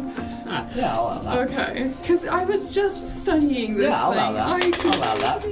Okay, that's good. 23. 23. With hope. Yeah, you remember it's the far left and far right need to be pulled at the Okay. same time. Yeah. The far left and the far right need to be pulled simultaneously. Okay, yeah. So I'll relay that to Cram, and if he needs help, like him and I can do it together. We'll make sure that happens. He kind of looks at you. Okay, I think I can do that. I'll head there now. As he like starts jogging at like a rushing pace. He takes 2 steps from this, as he's literally just running from the car to the engine. As he like grabs like the levers and pulls them. As the brakes engage, suddenly the train slowly like comes stopping to a halt, like over periods of time. As that happens, I'm gonna spend 2 fear. The person who now you 3 are battling, both Victor, Ivy, and Beckett, is gonna make an attack here. That's 13 points. Or not 13 points of damage. That's a 13 to hit all 3 of you, being that you're in close proximity. Yes, you're all in melee. He can hit all 3 of you. Is that a 13 hit you? It hits Victor. Yeah. Yeah. Don't forget you all have rally dice. Well, that doesn't do anything. Yeah. Thanks for Sorry. nothing. Okay. He takes this huge war pipe he has in hand and just completely throws it kind of towards you, hitting all 3 of you like a row of dominoes. Ding, ding, ding, as you can hear the axe cutting through every single one of you. My shield. That's 7. No, your shield's still anchored. Oh, it's Yeah, no, your shield. You do not have your shield. That's 17 points of damage to all 3 of you. As that cleave hits, he's gonna take his bonus action. Of course he is. He's gonna use a fear to use a special ability. As he cleaves in, his gaze shifts to Victor, the largest in the group, the most threatening. You immediately see him grab Victor as you all both try to do something. It's not enough time.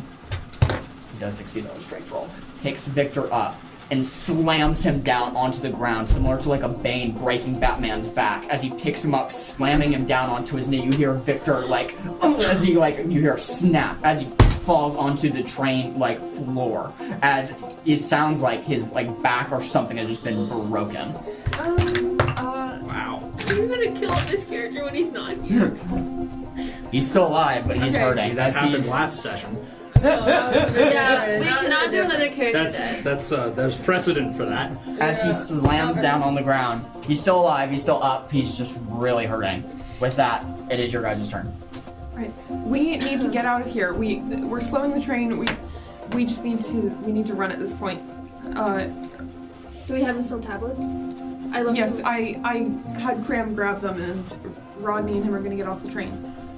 Okay, I'm gonna see if I can. Am I close to Victor to grab him and like? Oh yeah, you're right next to him. Okay, I'm gonna pick him up over my shoulder and grab my shield. Go ahead and make me a strength roll. Yeah. He's a big guy. You could, since he's still standing, you might be able to just like have one arm around your. I don't Oh no, think he's Victor's staying- flat. yeah, he Victor's is. flat. Yeah. Bro is out of commission. I'm gonna use my rally die. I don't know how to do that without rolling. So you can you actually make the roll and then you And add then it add on the roll, after. okay. Yes. Ira, coming to you. Alright. Hello. And then you click. Duality. No. Shoot. Oh shoot. So pull back up and click. So just click this thing, and then. Oh, I see. Yeah. Okay. So. Oh, it's roll. gonna be. Yeah, roll it and then just read what the number of it. So it was a plus. So 27. So it was a 2. It was a 2. Oh, wait, no. So it would be at 23. Yeah. 23. That's 23. definitely a success. As you're able to pick him up kind of over your shoulder, you quickly notice that you're very close, you're right next to the soldier. As he sees you trying to pick him up, I will allow Beckett if you want to try to stop him. As Ivy's trying to pick up Victor. Yes. Okay, so what would you like to do? I would like. fear. Okay, no. I would like to whack him off balance with my dual staff. Okay, sounds good. Go ahead and roll me for attack. Bring it. It's in my vault. Like, Why? Because Why, it's though? automatically like that when you level up Why? until Yeah. you. Yeah. All I'm hearing is excuses. Wait. She got the crit. That's a crit! Okay. Without rolling damage, how do you want to do that? Oh my gosh! Get it.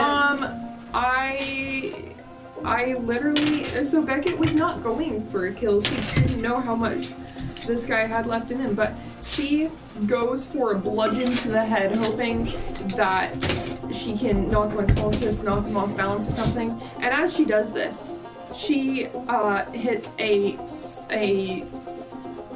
surprising part of his skull that has possibly had some previous damage, and sort of just indents this dual staff into the side of his head. As you watch the skin fold inward from the blunt force trauma that's dealt to his head, suddenly the huge giant collapses down onto the ground. Shut up. He's down. As he is collapsed down onto the ground, with that, what did you do now? I need to see.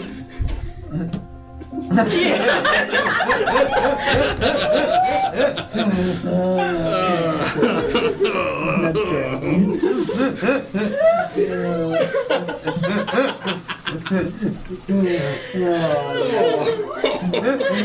As the skin folds and kind of crumples down onto the ground, he's done. Nice attack on that one. Ira, coming to you.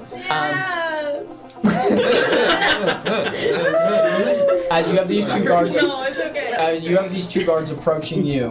What would you like to do? I really want to get out. Have I noticed that? Is the train like slowing down? Yes, you definitely want to Okay, notice. I want to. Can I like get out the door? Yeah, you could definitely try to open the door. The only thing with that is it might come under attack. It might give you. They will get an attack of opportunity because they're right next to you. I mean, there's nothing else I can do. I want to get off the train Okay, sounds good. right now. I'm gonna go ahead and roll to see if they hit you.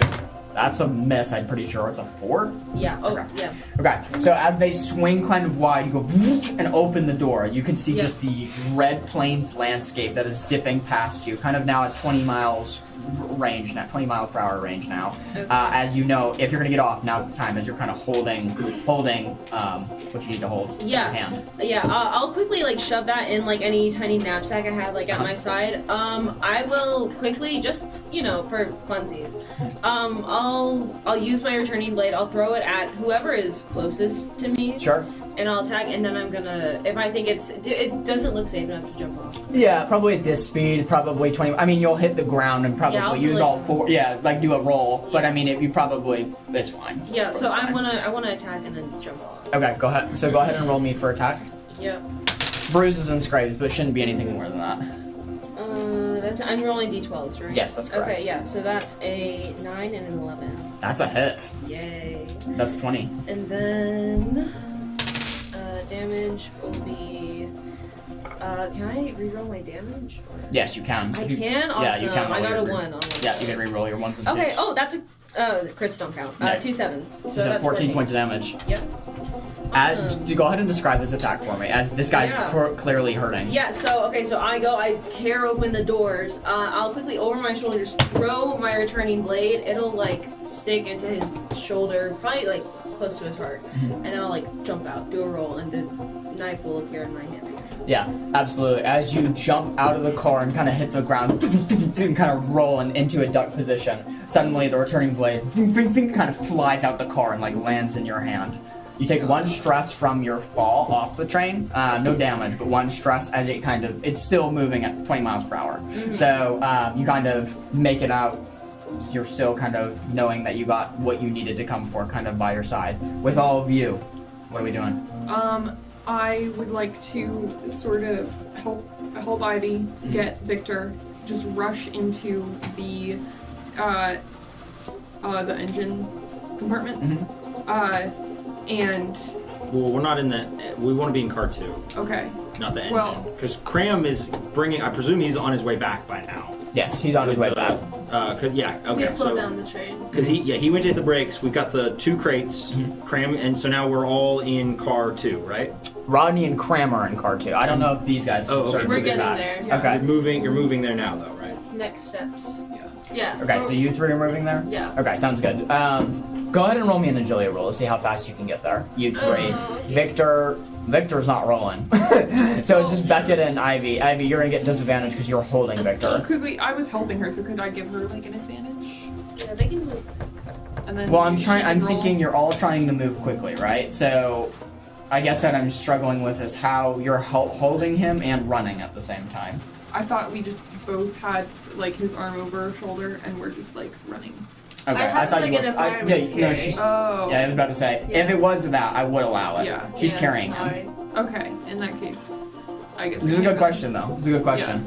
Okay, so go ahead and roll agility rolls here. You disadvantage, yeah. Can I ready an action to take as soon as they come through the door? Yeah, what would you like to hold your action for? Oh, for when they come through the door, what is the action? I'll be casting a spell. Mm-hmm. Do you need to know specifically the spell? No, I'll trust you. I'll be casting a spell, or at least attempting to. Okay, sounds good. As soon as they come through the door. Oh. Okay, noted. Can you cast it on multiple people at once? No. Okay. It's not the spell you're thinking of. I'm doing a different thing. I'm gonna. Okay. He's got a plan. I've got a plan. Summon. I got a plan. Come on. Hurry up,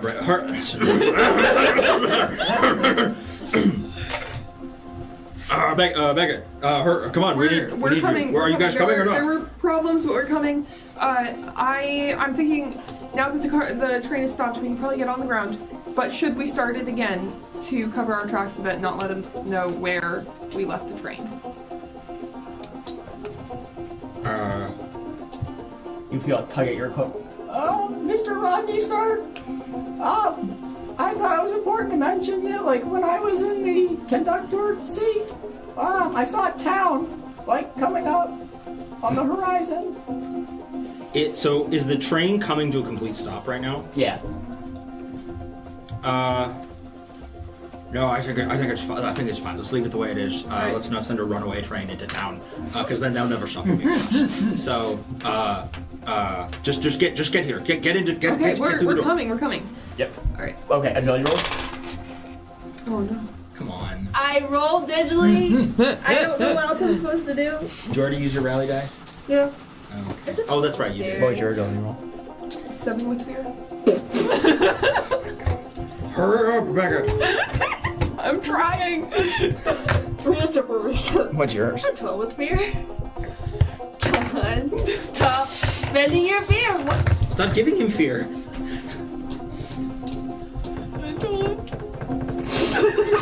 No, I don't like that face. Please, John. Please, Oh, no. he's dying. Have mercy. Defensive fear. Please. Get him, John. Please, John. No. Please. Suddenly, TPK. No, don't from the do this top suddenly. of your car that you're in, dum, dum, dum, zzz, it sounds like a grappling hook is launched off. More boarders. This time different people as the train is coming to a halt.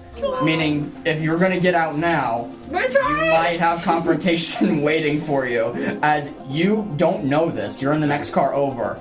Ding, zink, ding, zink, as it sounds like two grappling hooks are let off. You see these huge multi-pronged grappling hooks in the top of the roof. Can you tell me what I'm seeing? Am I seeing anything? It's gone past you enough It's gone? that you Okay. can't see, you haven't seen it. It's like on the horizon Yeah, for you. yeah, it's So like you up can there. see the train, not the people who are on it. It's too far Not away. my problem.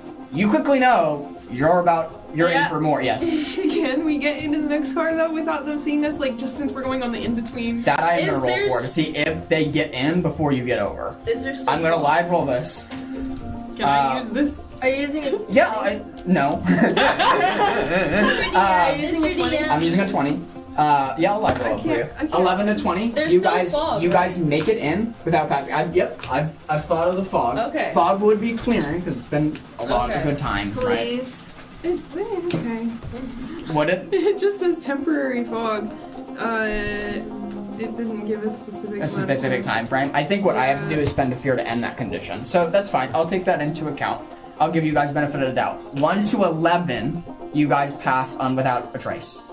12 to 20, they see you as they're boarding. I'll let you live roll this. Wait. Yeah, get the Live roll. you roll. Gotta get the 2. Go ahead and live roll it. If I roll a 20, I'm literally walking out. You Not want even joking right now. I'm you want playing. 1 to 11 in favor for you, and so low rolls is good here. Low rolls is good. You want low rolls. Okay. This has eyeballs on it. 1 to That's 11. cheating. But if you want, that's the thing. I think it's a bit invalid. So why don't you Yeah. go with a real die? I didn't realize that there was eyeballs. No, but you want them there so that it doesn't. Yeah, actually, hold on. Wait. Yeah. 1 to that's 11. Fine. We don't want the 20. 1 to 11 is what you're hoping for. Anything above that, you're gonna get seen. If I get a high roll. Please don't. Please. Yeah, that's it. I got like 8 funny. 2s on this one thing. That's a 13. I'm so close to a 2. That's a 13. It was so close. We're never letting you roll anything. I'm just done rolling. Just As I you are think that you're banned from dice forever. all rolling, Can you go in here? Can you go in there? your concentration on your fog has been broken because you are trying to run. You're trying to fight. The fog is dissipating now. As you are trying to run, you just make it to the door. This door right here that separates segment 2 from 3, where you watch the door open when suddenly cords from above as a huge as the hatch of the train has been opened on their car. You see masked figures dressed in complete black. You can see tribal tattoos kind of like down their arms as the wrapping is not covering their entire body. These look like Vikings of sorts as they are huge. They look ready for a raid as they're looking at both of you as they've dropped down into this segment of the car. Kind of very bushy beards, dark eyeliner around their eyes. There's only a bit of black cloth and then the armor that looks under it looks very padded. Could I use prestidigitation to create like a crashing noise in like the other side to distract them? I will allow that. Just a note, you guys are gonna get one action here. So I need you guys to determined to agree that's the one action you want to take. I want to get into the other car to get. To, We're right there, too. yeah, so we're right that- there. I think we just want to get. Okay, out. If I'll you allow can it. I'm just roll high. saying you get one action here. So if it doesn't work, it is my turn. Yeah. If they Just roll high. so Don't. Well, so it's not a roll. if they it's do just, if they Oh, do the just- prestidigitation as their one action, does that mean they don't get to move? No, you get movement with it, but Okay. it's gonna go. What I'm saying there is, if it's a miss, the turn order goes right back to me. It's not. I mean, it just happens. It's not a roll. Oh, it's not a roll? Okay, then I'm sorry. Go ahead. I didn't even realize that it wasn't Yeah, a it's roll. just a wizard class feature. It's not even a spell. Or, I like, love it when we just get to do stuff. Yeah.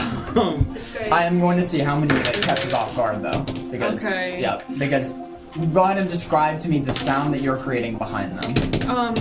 Yeah. It sounds like the very noisy clashing of like weapons and like a boom of like a gun, basically mimicking the sounds she just heard in the battle, sounding like guards approaching the door rapidly. I love that. As you quickly make that sound happen, you see some of them turn. It looks like a few of them split off and start moving towards that car, where it gives you guys just enough time to get into that second car and get the heck out of Dodge. Lord, we need to get out. They're walking through the door. They're walking through the door. There's your key. Yeah. I am going to as they come through the door. I'm gonna close the door and I'm gonna cast a runic lock. And I have to roll for it. I don't know if that's good. I have to roll for it. Okay. Didn't like that reaction. Wasn't expecting that. Let me see here. Can I assist? Do you have runic lock? No, but I'm a wizard. No. No. Remember what spells you have to. You gotta have. I need to actually like good roll here for this to I happen. need to lock in. Can I give him So my what's it called? Rally die? Nah. You know what? How many hope do you have? 5. Give me all your hope right now. I'll let you give him his rally die.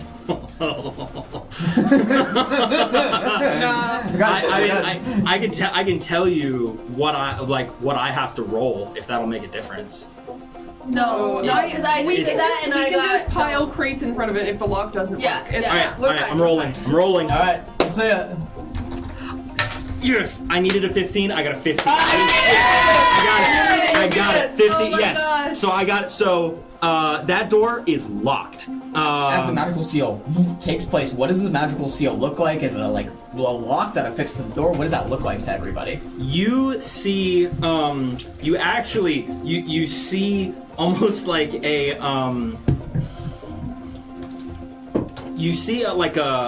a crest appear, and it would have been sort of at basically the crest of the House of Zrook, right, appear on this door, right, in like a gold and kind of shimmering, and then just disappear as the door is not going to move. This door is locked. something worked. It takes it can only be opened by creatures of my choice. Someone with access to magic and an hour of time to study the spell can break it. I love that. So As that door is locked. That is cast. You hear several thumps, like trying to get in the door after you. To no avail. Even you hear weapons clanging off the door. Like, ding, ding, like trying to break in, and everything is ricocheting. They are completely locked. It is completely locked, and they can't get in. At that time, Ira. Suddenly, on the horizon, a beautiful horse comes into view. This deep, like, midnight blue horse, like, comes into view, kind of deep navy mane, as it looks like it's been running for a good time. As it sees you and begins to slow down, you see this enormous horse stand in front of you and give a and kind of let off, like, a breath and kind of look you deep in the eyes. I'm sort of catching my breath from jumping off the train. I don't know what. Okay, I just sort of stare at it for a second. I guess it looks like it's really tired, right? Yeah, it looks like it's gassed. Yeah. Oh, I'll probably I'll feel a bit guilty. I'll pull out like my water canteen. Probably pour some into my hand and like offer it to him. Got it. It very tentatively drinks. Go ahead and make me a knowledge roll. Okay. What do I roll? What do I? Same 2d12, just your knowledge rate added to it. Yes, thank you. Yep. Oh, that's 2 4s. Are you? Oh, that's 2 4s.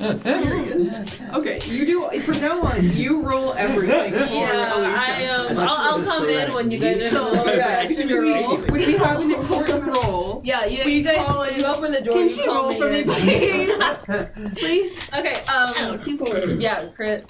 Yeah. Yeah. And do you need that knowledge? I got a +2. I got you. The horse looks deeply into your eyes and tries to examine if you're friend or foe. It seems to be confused by your presence, and you just know, looking into its eyes, that it knows you boarded the train as well, and it looks perplexed. You're trying to figure out with a crit why it would be so confused until you find the 2 and 2 together that, oh, this horse belongs to one of the boarding parties. Oh. This horse belongs to, maybe it's a part of the train, maybe it's part of the boarding parties, but it's trying to figure out if you're a friend or foe at the moment. I'll say I'm not gonna hurt you if that's what you're thinking. Do you wanna, how about, okay, so how about, hear me out. Sorry, my character does not speak like this. I just don't know how to speak in character. How about you follow me to the nearest town, okay? I'll like guide you to Bathar. It's right nearby. And you know somebody on the train, or it has to do with the train, right, horse? I'll just stare at it for a second. Does it give a response? There's a tentative bow. Okay. Can you you can go super slow, but can I just hitch a ride on your back and I lead you to Bathar? Does that sound good to you? That made me a presence roll. That made me a presence roll. I'll hit your Is it another crit? No, unfortunately. It's a 7 and a 9. So Well, that 16. still. 16 hope or fear? You're rolling for me. Oh. Final decision. Sorry? A hope or fear? Oh, hope is the 9. Okay. It's trying to size you up. It's not observing you as an enemy right now, but is extremely cautious of you. As it very slowly bows kind of its head down, willing to accept you as its rider. Sweet. You can feel a natural tenseness coming from the horse, as it's very unsure of you right now. It doesn't know if you are a part of who it was supposed to be with, if this was part of the plan. It seems confused. I will just I'll pat it on its head. I'll be like, you're a very smart horse. I can tell that. And by the way, let me just say, very beautiful. I'm gonna sheath my weapons. I'll wait for a second and then climb onto its back if it's still willing. I'll just be like, okay, we're gonna go that way. We're just gonna take your time, you know. As you get on the horse, you quickly realize its huge frame. As with not much prompting, it starts into a full gallop. Oh. You go flying forward as you see the ground moving at an insane rate. You quickly realize that this horse can run nearly as fast as the train at full speed. It's flying across the desert plains as it kicks up dust in its trail. You've never seen a breed this large and this majestic before, as it's so quick on its feet, which lends us back to you all. As the magical lock has been put on the door, are you guys jumping off? So, hang on one quick second, because are we contested at all right now with the lock on the door? Contested being there's no enemies that are trying to okay. No. So, because basically, let's put some distance between us and this train very quickly without anyone seeing us run away. And so Rodney is going to cast Arcane Door, and is opening basically a small portal that any one of you guys can basically step through and move up to 100 feet away to a point he can see. And he has picked a point basically, because we're not moving now, right? We've stopped. Yes. I've picked a point in the foliage, right, where we can basically just teleport without being seen by the boarding parties. So, Ivy, why don't you go first? She's gonna stand and she's still holding Victor. So all you see is Victor's legs just hanging from her shoulder, and she's kind of he's big and heavy, so she's gonna hunker down. Victor's not doing too good. Okay, we'll send him through right after you.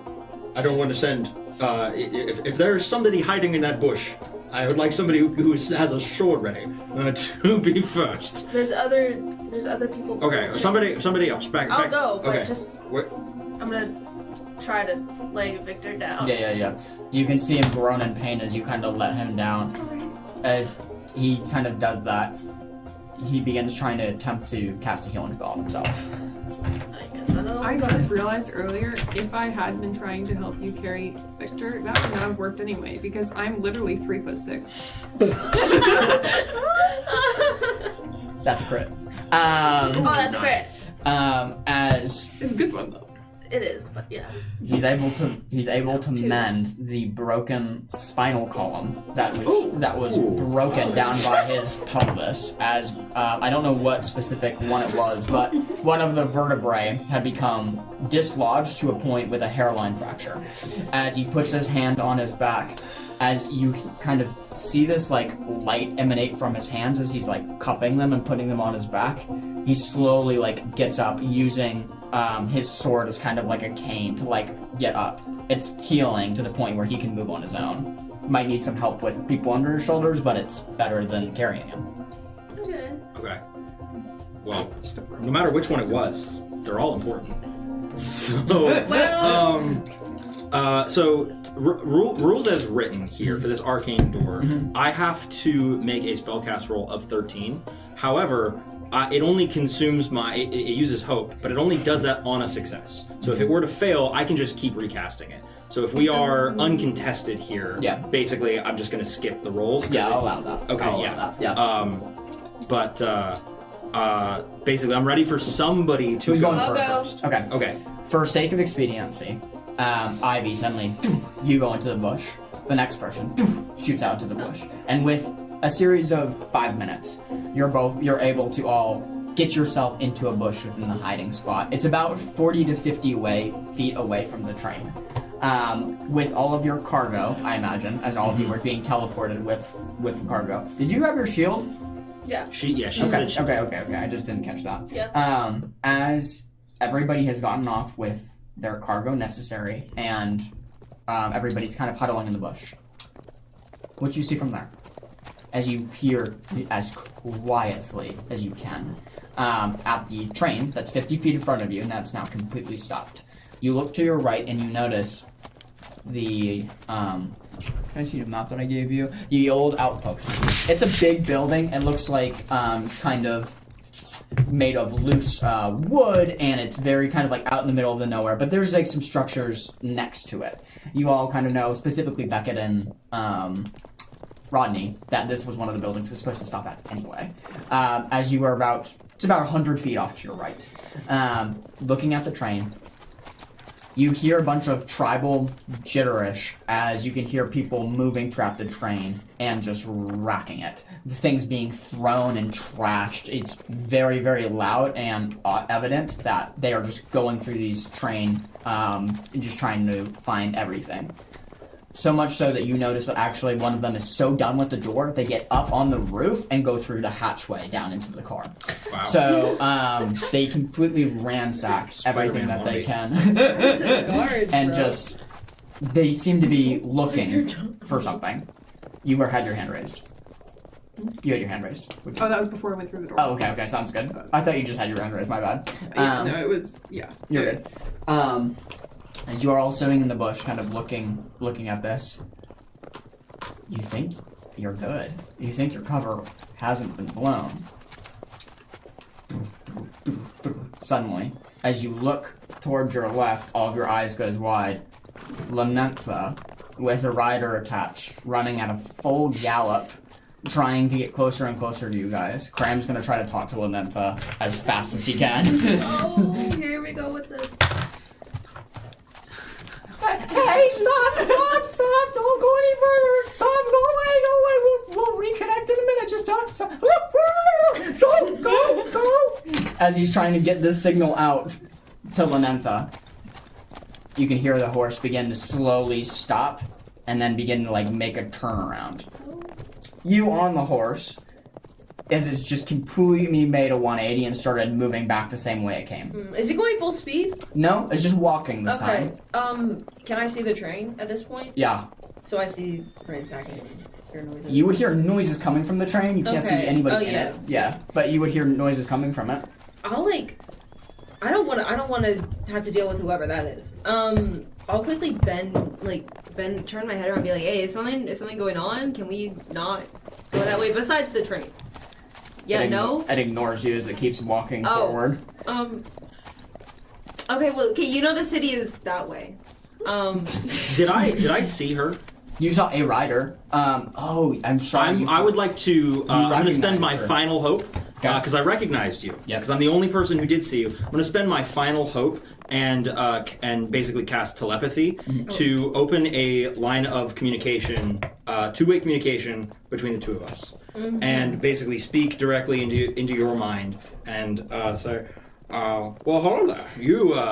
You held your own against those guards pretty well, and now you're on our horse friend. So that's very interesting. What's your name?" Who is this? The name's Rodney. And I was the invisible man stealing the crate in the box. Yes, that was me. You see, I'm the one who exploded the head off of that guard. Oh, good job. Thank you. So who are you? Do you need to know? Yes, Oh. because you're on my horse friend. Oh. Okay, so So you interrupted our train There's heist, this guy and now you're on talking in my my horse head right friend. now. His name is Rodney. Do you know him? As it just keeps walking forward. Okay, so I'm not getting anything from the horse. Well, yes, it is a horse. It's a smart horse. Yes, it's not an English-speaking horse. They can gesture. Okay. Do you need something from me besides my name? Yes, I'd like to know your name. Besides And my name. and who you are, and where you come from, and why you're here. That's none of your business. I'm afraid. So are you friendly? If you'd like. Would you like to be my friend? We can talk about it. That's what I'm trying to see. I'm the talkative one of the two of us right now. I don't feel so it's really, that's actually very rude of you Okay, to say. so it's actually very rude of you to come into my head out of nowhere to be like, "Hey, I'm Rodney. Be my friend." When I know nothing about you except I'm that you're a Rodney. baby. This is like, what else do you want to know? You haven't asked any questions. All Okay. you've done is I run haven't asked away. any questions. The horse is doing its own thing. It's giving me a ride, so I'm just. So where are you going? This is telepathically, right? Yes. I was Now, really now, hoping, I have a I was really question. hoping everybody in the bush was listening to you. Though. I Do know, I have that's what I was about to ask. So I can only open one line of mental communication at a time to one person. Beckett is the one who opened the line. So does this become a party line No. for the three of That would've been Okay, so funny. is my line still open with Beckett? That's correct. So it's the Okay. originator of their line, meaning Got she it. started it with you. She's the original one. So if she started one with Ivy, yours would disappear. Is there any way that Got it. I can't hear her, but I can hear everything that he's saying? Is there any way I can simulcast this? Simulcast. Oh, okay, yeah. Sure. Yay. So Beckett can You at least Bluetooth signal. Everybody. Beckett can at least understand that I am talking to this mysterious stranger. Yeah. Okay. I'm sure we can see on your face you're concentrating, like you're doing something. You see me just like narrow my eyes as I'm focusing, trying. And Becca is also narrowing her eyes, trying to infer what the information is you're receiving based on that. And you're just getting peak Rodney right now. That's kind of pissing you off. But Rodney, what is going on? all right. So, clearly you're not the sharing type, but considering you are mounted atop our horse friend, which we are trying to reconvene. She seems to like me, so I think if she's fine with it, then it's not really your business, is it? Well, we're trying to regroup with our horse friend. Yes. Okay. So we would be more than happy to make a camp and have the opportunity to answer our questions and speak maybe on better terms. Yep, that's fine. Can it not be here? I don't. Yeah, no, this is a terrible place. We need to leave this him. is a really bad We need place. to leave him here. Did you This see horse those is actually, guys? Yeah, Those I guys didn't were see them. insane. I heard noises. The horse is actually really, really noticeable. Yeah. Yeah, that's why Cranberry told the horse to run away. Oh, who's Is the horse that? walking towards us? No. It's The walking. horse It turned turned around. around a long time ago. Okay, so horse. That's my other friend, wait. Frank. Robbie. No, Rodney. walked the other way. It didn't make it to you. Rodney. Okay. Does the horse have a name? Can I like? The horse's name is Lanentha. Lorentha? Lanentha. Lanentha? Lanentha. Okay, Lanentha, sweetie. Your friends want to meet up. Is it where do you want to where do I go? At a convenient location, about an hour an hour north of here.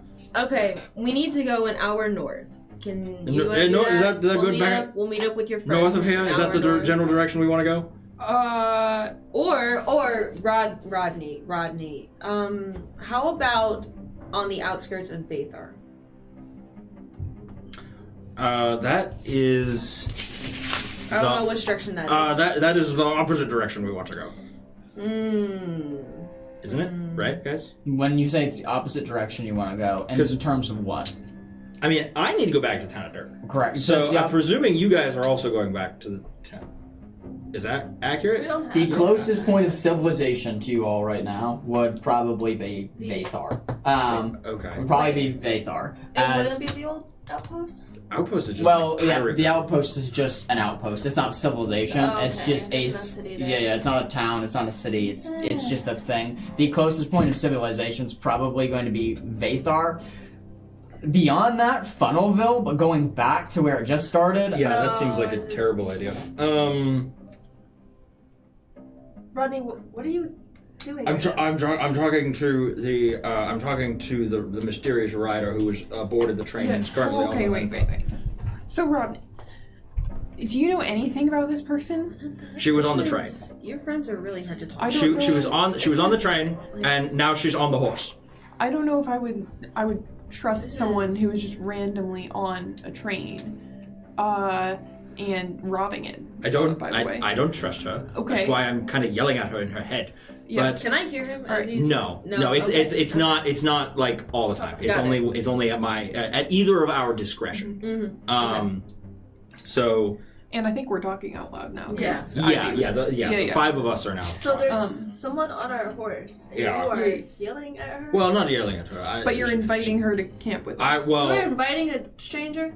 I'm suggesting that we regroup with our horse, and then we can talk to this person, figure out why she's on our horse. I suppose that's fair, as long as. I mean, the horse seems rather discerning. If I may be so bold, I know Lanentha, and she's really sweet and kind, so maybe she thinks this person is good or like on our team. That's sweet, Graham. She's a horse.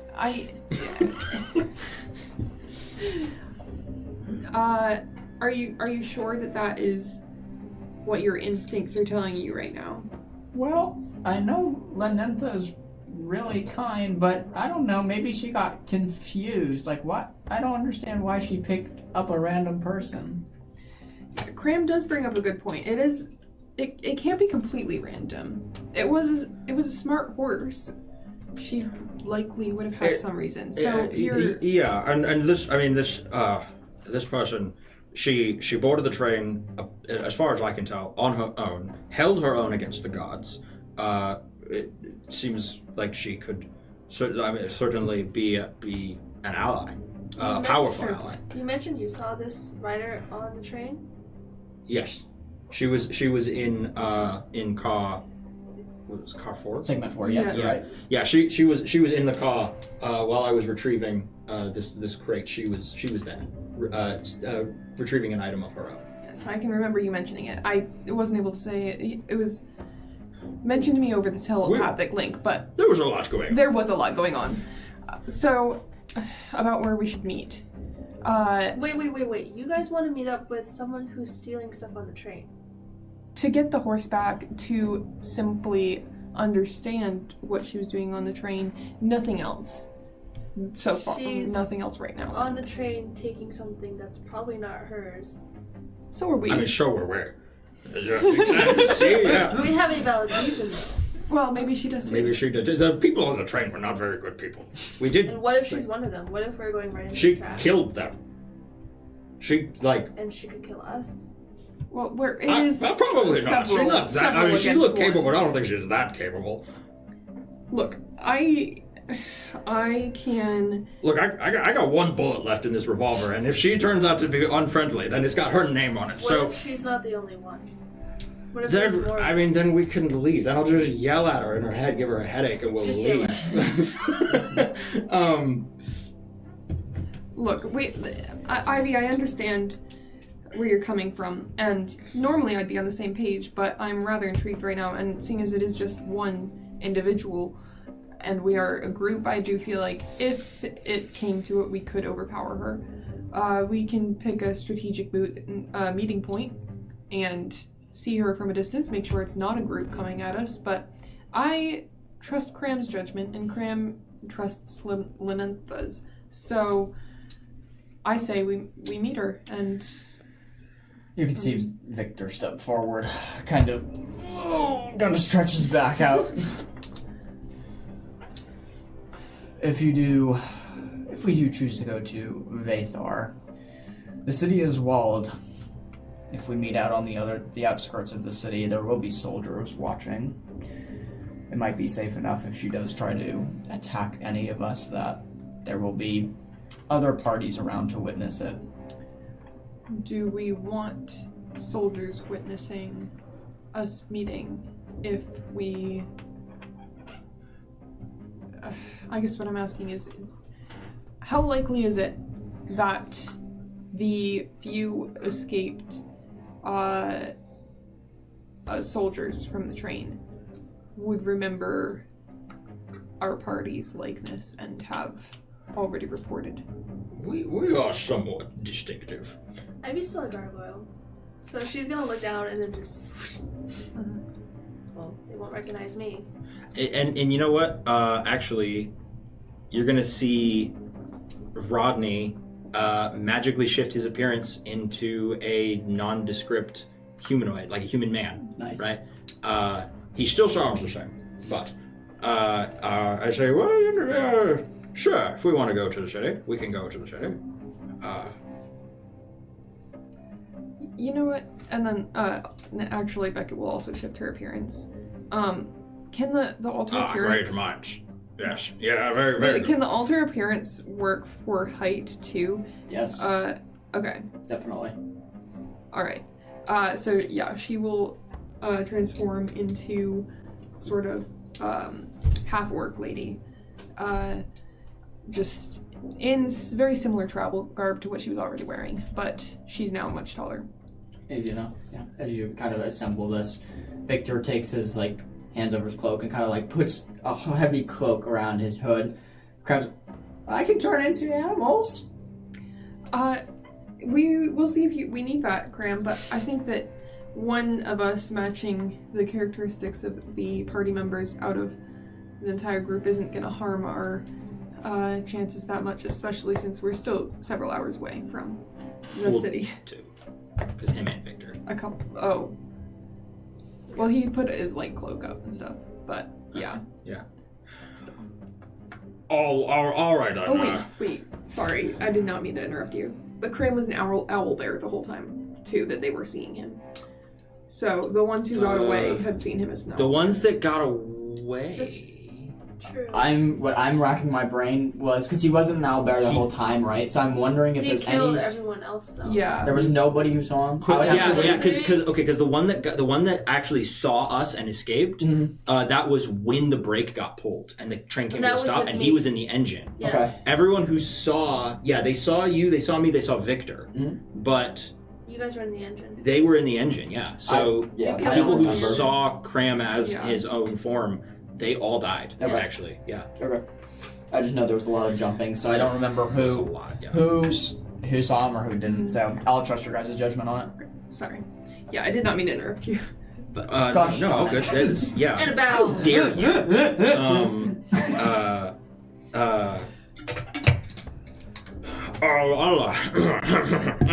All right then.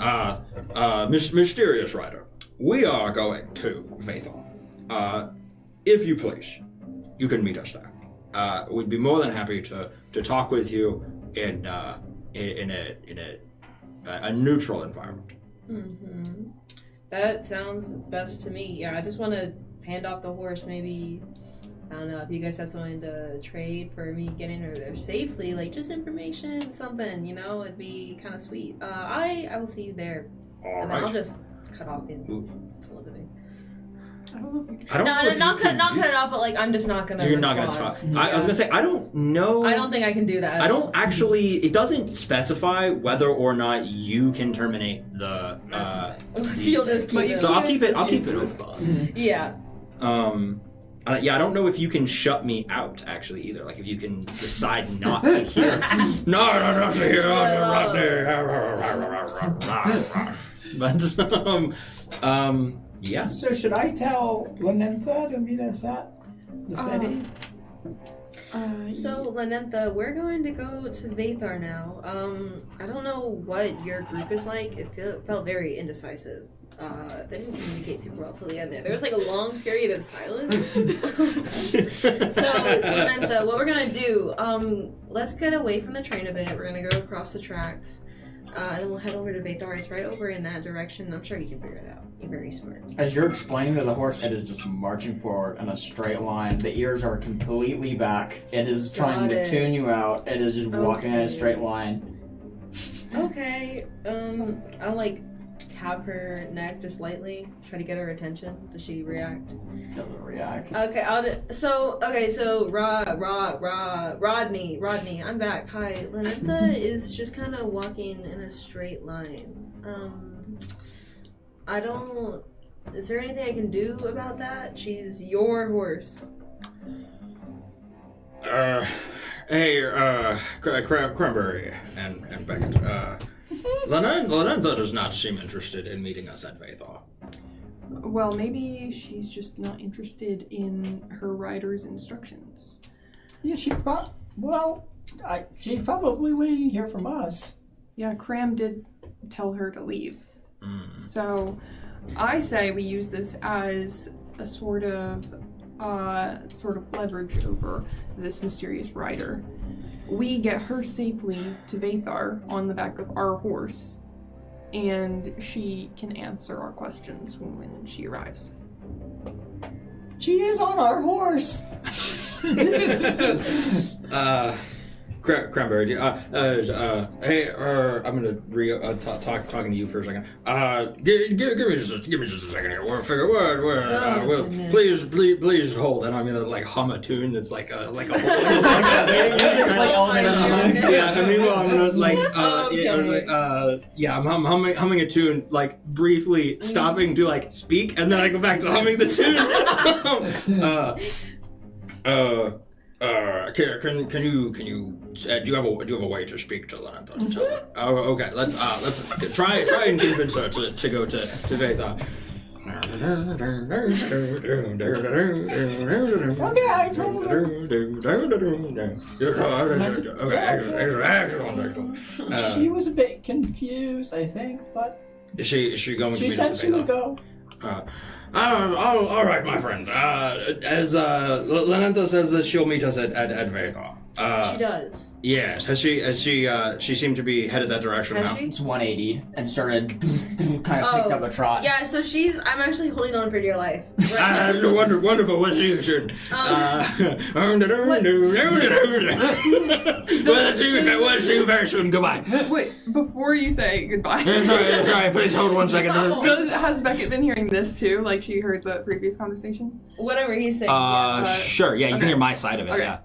Rodney, make sure to mention to her that she owes us for this. This is our horse, giving her very quick, safe transport Yes. to the city. You're very welcome, Miss, for our wonderful horse bringing you safely to the city, safely and discreetly, and placing you forever in our debt. You are very welcome. I'm sorry. Okay, sir, Rodney, that's your name, right? Yes, that's my name. Very interesting voice you got. I just really like it a lot. So, you're trying to put this on. Listen, I met this horse. You know, she seemed really tired. I don't know how hard you guys were working her. She gladly gave me a ride. That was of her own volition. So I just want to clear up that that was her doing. Had nothing to do with you guys. I could just walk to Vathar. You know, if this horse can get there. I mean, you could, but you're not. That's capitalism, baby. Yeah, because you guys left a poor horse all alone in the middle of a desert. You want off the horse? I'm not asking you. She is. If you want off the horse, we'll get you off the horse right now, and then. She is decided to let me on her. Rodney, so is she being ungrateful? Yeah, she's being very. No. I'm very grateful to the horse. I can tell him to kick her in the dirt. We can tell you that. Look, listen. Lanentha works for us. To be very clear, Lanentha works for us, and Lanentha turned out. Have some snacks, Lanentha. Lanentha turned her dude to goo yesterday, so if you want. I'm sorry, what? Lanentha turned a guy into goo yesterday, so. Lanentha, you're so cool. If look, if do you want the favor or not? Mm-hmm. Do you want to be our friend or not? Yeah, sure. I'd love to be friends. I just don't want to be charged for this ride that this horse offered me. We're not. Look, what I'm trying to do here is trying to establish some goodwill here, right? That we're doing something for you that we don't have to do. Lanentha is doing something for me that she doesn't have to do. Lanentha works for us. To be very clear. I'm gonna spin a fear. As this conversation is continuing, the horse is getting more annoyed by your commentary because it's hearing it, being that you're on the back of it. Yes. What you don't know is it has telepathic communication also up. So a bit of this with me or with somebody else. Okay. As it's getting more annoyed by this, it kind of shakes you off your back. As you fall down into the red, like desert heat, kind of looking up. You can see it like snarl and kind of march towards you. Lanentha's not happy with her. I'm gonna make this very clear. I was just informed of Lanentha. You have fallen out of Lanentha's good graces. I can see that. I can see that. What do I do to make her not hate me? I don't want to get. Say please. Say what? Say please. Say please. Please what? Make her not hate me. How about say, hey Rodney, my good and awesome cool new friend, why don't you please ask your horse very nicely to not turn me into Rodney, a pile of goo. I just met you. And do you want to never meet me again? Do you want to become goo? No, I don't want to become. Okay, hold for just one second. Lanentha, do you want me to just be silent? What can I do for you? Do you want more water? Go ahead and roll me an instinct check. Okay. Is that 2d12? 2d12. Rodney, I can tell you're handling this situation very well, thank you. Thank you, Becca. Thank you. That's 11 and a 4. 11. As you're looking at the horse and hearing the ribbit's voice in your head, you think you might have started to overplay your hand. As you're looking at the horse who's becoming angry with you and hearing this voice, this might be actually a better way to listen to and give in to their advice, being that you would have a long, long walk to Vathar.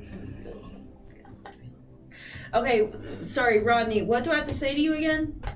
You say, hey, Rodney, I'm sorry for being so rude to you, and you're very cool and very awesome, and I thought it was cool how you went invisible and killed that guard, made that guard's head explode, and please call off your terrifying horse. Hey, Rodney, you're really cool. Okay, I did think when you randomly shot that guard earlier, when you were invisible, that was super cool. And I would really like it if you called off your terrifying horse. Hey, Cranberry, she's gonna be all right. Tell Lanentha to stand down. Oh, okay. Or ask Lanentha, excuse me, to stand down. I told her. And that, okay, yes, very good. What was your name, friend? You can call me Ira. Ira. Tell Lanentha the new friend's name is Ira, and she will be joining us in Vathar. Okay. Tell Ira that her stubbornness will not be forgotten. Overhearing this conversation, Beckett has gotten very frustrated. Let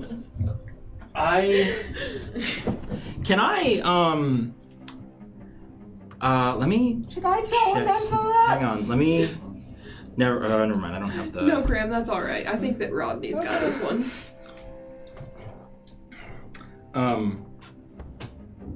Ira, this is on this team. This group. We operate with we operate with a spirit of cooperation and goodwill, and we would appreciate if you would join us in that kind of behavior. as opposed to, stubborn defiance. I'm sorry, I didn't want to comply to your every whim when, you're a random voice in my head. Oh, I asked you what's your name. Some people don't like giving out personal information, Rodney. Okay. Well, we'll see you in Vathor. I will see you in Vathor. As the horse has bowed to you, kind of squinting its eyes at you, letting it back onto its back once more. The trot has started as it's quickly bringing you towards Vathor. Mm-hmm. Well, we need to get to Vathor pretty quickly, so horse time. Yeah, that sounds great, Cram. Okay. As he begins to turn into this huge horse, that can carry 3 of you. Yeah. Nope, that can carry 3 of you. There are 5 of them. Well, there's 4 of us There's 4 because of you. he's one of. Yeah, so there's 1 missing. How tall are you? I'm 5 feet tall. So smaller than the rest of us. Are you gonna try to Well, fit 4 not people smaller on the than me, cram's but- back? No, but you turned into a... Well, but my appearance did. I don't think that changes my weight. I wouldn't. I would say Yeah. no, Okay, so while he transforms, I'm gonna take out my shield. And I'm gonna pull out rope that I have from my little... Yes, I am! I'm going to, it's 50 feet, Yep. so it's long enough. Yep. I'm going to carefully tie it around Cram once he's fully a horse, Yep. around his neck. Mhm. And I'm gonna also tie it to the handle of my shield. Okay. And then I'm gonna gesture it to the shorter people of the group. You guys can write that.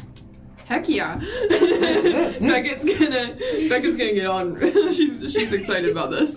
That's cool because Rodney is less excited about this idea, so he's gonna tip his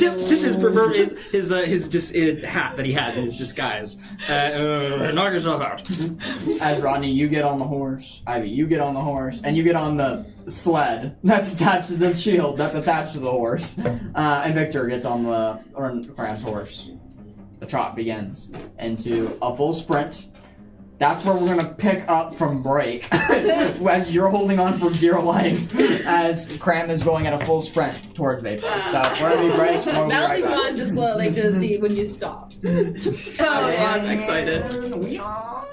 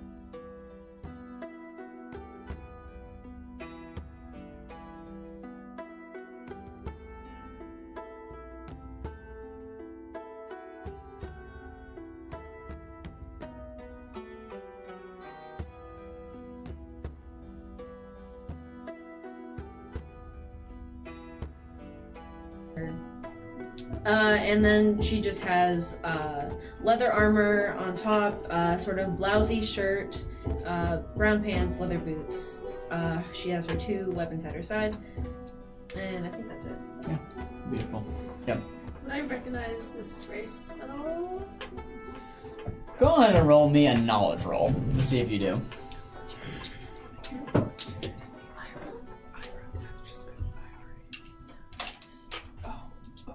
I want to jump out the window if I get a chance. I got a 1 instead. So. What was your roll? An 8. An 8? Yeah. At least I don't jump out the window today.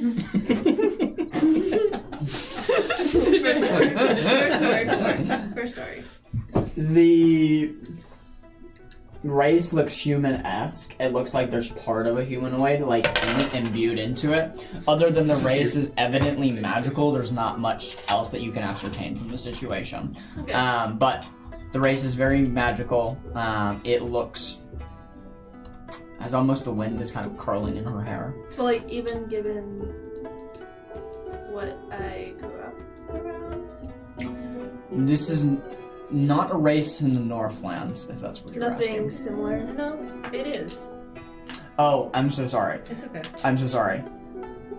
You're right. There is a race in the Northlands. Although, would it be domestic to your territory? Because I thought your village would have had mixed. Yeah, I Okay. suppose so. Okay. Because remember... Yes. It's okay. up to you. It's up to you. Okay. Regardless, I got a low roll, so I'm a little bit dumb. The information's a bit fuzzy. But, it's not a common race in the Northlands. That's what I'll go to. It's not a common race that you have put your finger on. You might have seen a few people like this before, but they are deep within the well springs of your memory. Okay. Yeah. I'm just gonna mention that as we approach or whatever, I'll get off of Lenimtha and I'll probably keep about 20 feet at least back. I'm not gonna get too close to you guys. So. I'm going to speak to you telepathically and say because you haven't actually seen any of us, right? So, hello there, Ira. This is us. Pleased to meet you. I know you didn't actually see us before, so just wanted to let you know this is in fact our party. Okay. Welcome. I'll speak out loud. I'll nod my head in recognition. I'll quickly say sorry for my words earlier. I was a bit stressed after the train and the horse. My name is Ira. I'll bow my head again. Are we chill? Are we good? Nice to meet you, Ira. Thank you very much for the introduction and for the. I think we were all a little stressed. I kind of look around at Ivy in particular. I think we were all a little stressed given the events on the train. Welcome. Why don't you join us? Real quick, could you guys give me like just a description of what you look like right now? Good question. Beckett, it currently looks like a half-orc woman, probably around 30-ish years old, or like in her race's aging, with just some regular travel gear on, and like just a pack, but she looks rather normal at the moment, quite just like a typical traveler you might see at like a wayport. Yeah. Okay. Yeah, Rodney is kind of the same thing. He is looking very much like a common traveler, just like a 5 or 6 foot tall, like human man. Nothing special about him, like big NPC vibe. Yeah. So. Okay. Ivy stands out a little bit from the other two as she's in full heavyweight armor. She does have like a white cape that's buckled like right here, and her hair is also like very white. It's kind of pulled up in like a loose ponytail, and her skin is paler, not as pale as yours. Yeah. But like pale, that's common like in the Northlands. Yeah. Which is easily recognizable. And then her eyes are like a lightest shade of blue. So. Cram is a little. He didn't animal change. No, he's a little goblin with brown hair, green skin. You can see that he has like a big hat that he wears that it seems to move on his head, and you can't tell if there's something underneath the hat or it's just a magical hat that moves around. But there's like something there going on with that.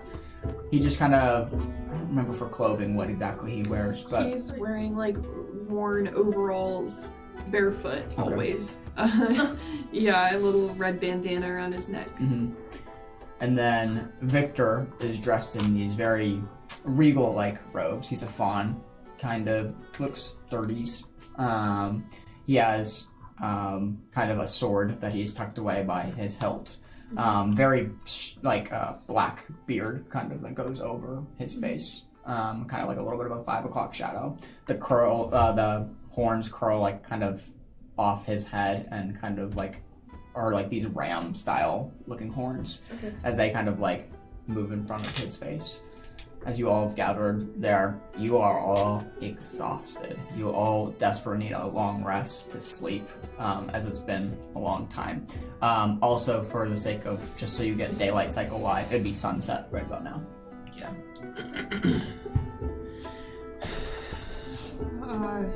Well, thank you for returning our horse safely. And thank you for the brief introduction and apologize. I do acknowledge that we were probably all a bit stressed after the train. We had been curious. What were your intentions on the train? What were you after? I was retrieving something. Can't give us any more details? Can you tell me what you were doing on the train? We were retrieving something we need to help someone in need. I was tasked to retrieve something on the train. That's all I'd like to tell you. Alright. Well, I can't tell you that that'll go any length with earning trust among us, but... It was just an item, and it won't, it's not going to harm anyone, if that helps. Could I insight check? Yeah, go for it. Nice. I don't know how. Close. I crit. You crit? I I did. Okay, what should I do? You're good. It seems honest. It seems like it's an item that wouldn't hurt anybody. For a crit, you can tell it was a relic. Meaning, it was something of historical value. Beyond that, it's hard to read into her expressions, but Yeah. it's some sort of relic that she's stolen, and being that you don't see anything present, it must be small. Mm-hmm. All right. Can I ask what you're doing in this city? Yeah, I was planning to I was gonna stay here for a while and visiting. So. You've been here before? No, it's my first time.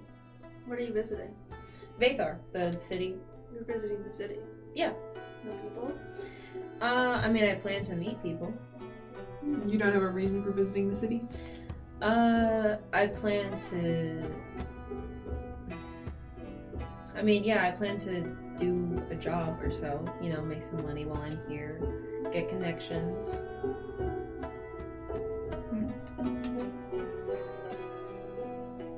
Quite a vague individual. Well, I don't really want to... I'm not the type of person to tell everyone I meet everything about me.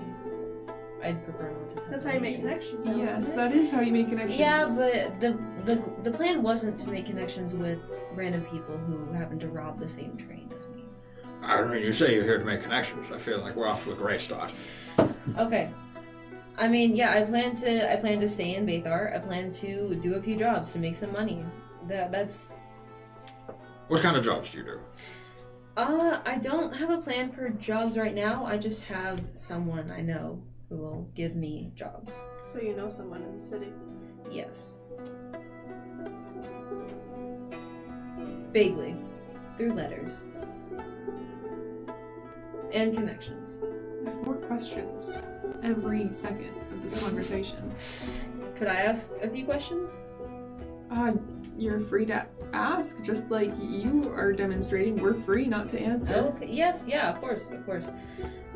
So what brought you guys? So you said that you were stealing stuff from the train to help people. I mean, does anything bring you to Vathar, to this part of Tarsus? I don't believe anything other than the train, primarily, and the fact that this was the closest nearby city. Okay, yeah. That tracks. Do I have any other questions? I don't know. I mean, why do you feel the need to question me so? Well, you were just randomly riding our horse in the middle of the desert after robbing the same train as us, and you refused to answer anything, which naturally raises our suspicions the more questions you refuse. Yeah, so I got off the train after getting what I needed. I didn't mess with you guys, really. The horse showed up, and I gave her some water, and she let me ride on her back because I needed to get to, what's this place called? Vathar. And I figured, that she knew somebody on the train in Vathar, and so she gave me a ride. That's all there was to it. I didn't, all of a sudden Rodney, was speaking in my head, so that was kind of, out of the blue, having someone invade my space like that, and so I was really just off-put and didn't want to tell strangers about me. Cram is kind of hugged Lynentha, and you can see they're like talking back and forth in horse speech, and he kind of pipes it. Lynentha says she's telling the truth. Thank you, Cram. I don't know. We love making new friends. We're just very afraid of getting stabbed in the neck in our sleep. Precisely. I have no reason to do that. So that's why there's a little bit of hesitancy. I see. I understand the feeling. Are you two okay? I hope so. Sorry, I got itchy eyes. That's out of character. But so you can't see Rodney, but right? Just the sheer aura of his eye blink. It happened, even though you can't see it. I just feel it.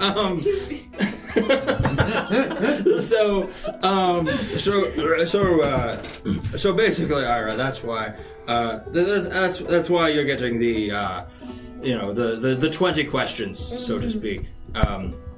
As we also are interested in making new connections before and recovering from such a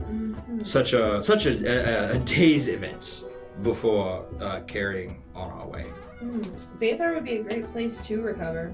From what I've heard, it's a new city, but it's probably safe. So you're here to make connections, but you clearly don't want to make connections with us. I just was hesitant to talk and divulge stuff about me to people who I hadn't even seen face to face. Well, you've now seen us face to face. Yes, and I can make connections without revealing everything about everything about me. Right. Some people can. Some people can, of course. I am not one of those individuals. I rather like feeling as though I know something about. You want to have something, you want to dirt on me? Not necessarily, but I do wish that I felt I understood something of the situation. And I understand that you aren't quick to divulge information. I myself am not always that quick. But I also do see that you don't seem to be the largest threat. I had been somewhat nervous after simply hearing about the situation, the conversation, but meeting you, you seem less like someone sent after us than I had feared. No, I didn't know you guys existed. I have nothing against you. Could I, let's see. Yep.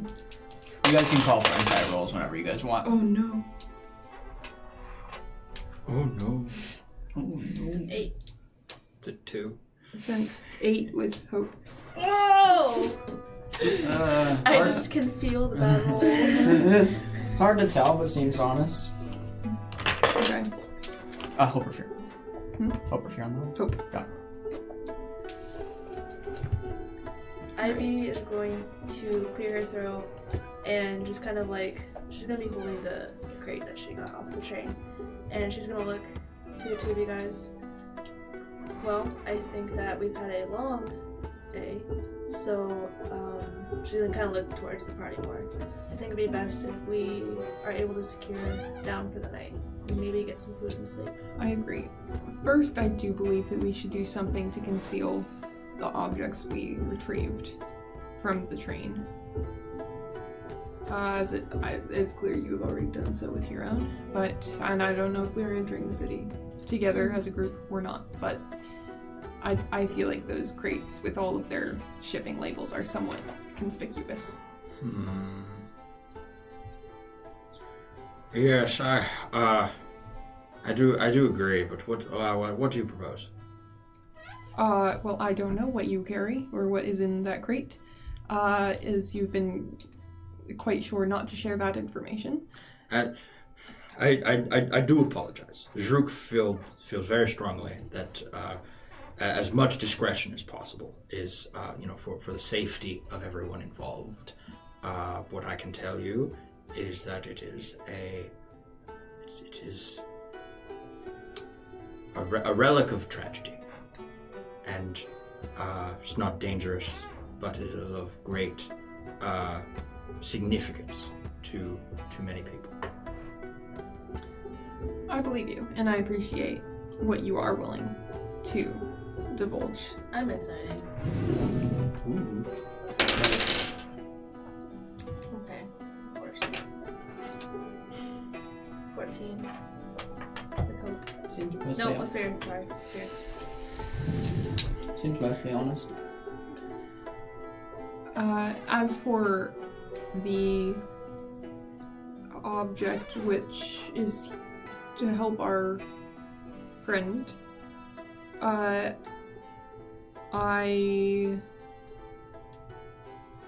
wonder, Cram, could you turn into some sort of a pack horse ready to, I already used up all my animal charges for today. I need rest. all right. I'm sorry. I thought that you offered earlier to change again. Or Cram isn't still like a horse. No, is he? he's changed back. Okay, yeah. All right. And in that case, we might be able to divvy up the objects among us. I think it'd be smart to keep them together. I just wasn't sure if we would have space for them together outside of the crate. I'm going to set the crate down, take off my cape. Can I make like those little, what are they, knapsacks? That they tie like with I'm thinking the blue and the white little knapsack on a stick. Can I try to make that out of my cape?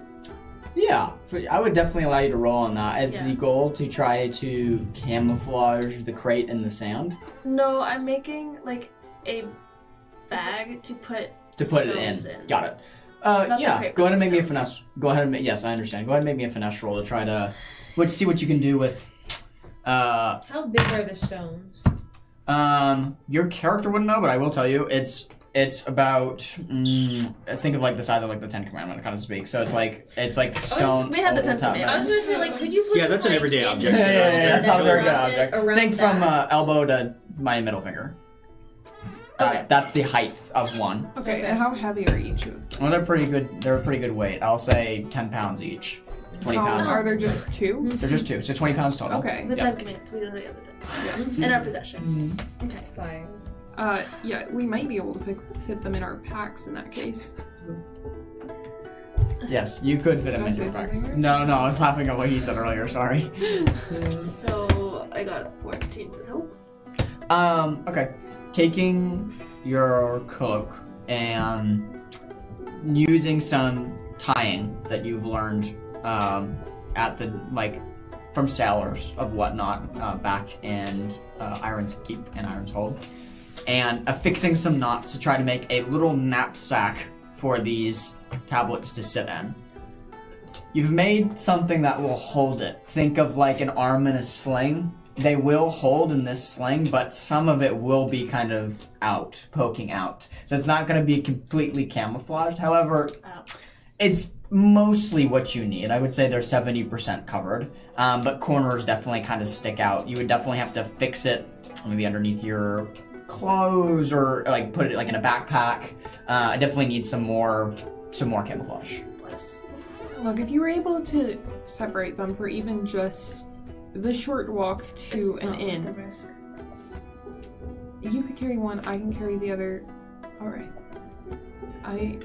Unfortunately, I will have no such luxury of sort of passing out my. It's the whole crate. It's very the relic is very fragile. Is this not in your 2-step plan? You see, I'm a big picture guy, right? The plan was get the relic, and now I have the relic, and so mission accomplished. So are you saying you need to sneak into the city? Would I have a way to get stuff into the city? That's a great question.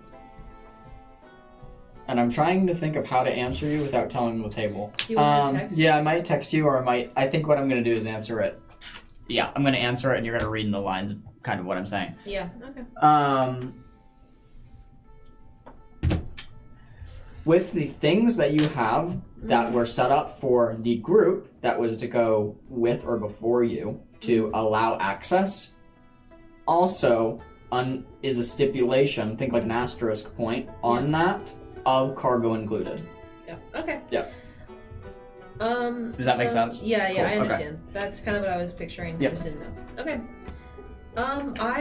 If you need to get into the city, I have a way to help you. And you could just carry your cargo in. Like, think of it as like a carry-on luggage sort of situation. That would be ideal. It would be. But I'm curious, why are you suddenly so compelled to aid us when you're... Well, your teleporting horse somewhere? did give me a ride across the desert, and I don't have to spend the night in the desert, so that's kind of a bonus. You guys are Becca, much just- more agreeable in person, so. And I mean, you were right about me making connections. You all seem capable in certain aspects, just looking at you. Like melee fighting wise, which I always appreciate. Any other questions? Sorry, I didn't mean to No, you're interrupt you good. there. Rodney is going to speak telepathically to Beckett and say, "Well, Lily is because of our natural charm and just wonderful personalities." Meanwhile, None of you heard that. It's just Beckett completely ignores you. Well, you see a little roll of her eyes from the side of Yeah. And I on the way here, just sort of thinking, mulling it over, I could use some, you could say, company while I'm in Vathar, because I'm not totally sure of the climate that surrounds the city right now while I'm doing my jobs, because I'm just a single person. Do you understand what I mean, or should I say it more clearly? You're saying you want to hire us. I don't want to hire you, but I'm saying that maybe you could help me out with something, and you would also get paid if you did the job with me, if I brought you into the city. how can you guarantee payment? How can you guarantee payment? I mean, I would talk with my client. Not my, well, yeah, my possible client. Because he hasn't hired me for anything yet. I just know that I can get jobs from him. So, it all depends, yeah. Well, I'll let you in on something right now. Mm-hmm.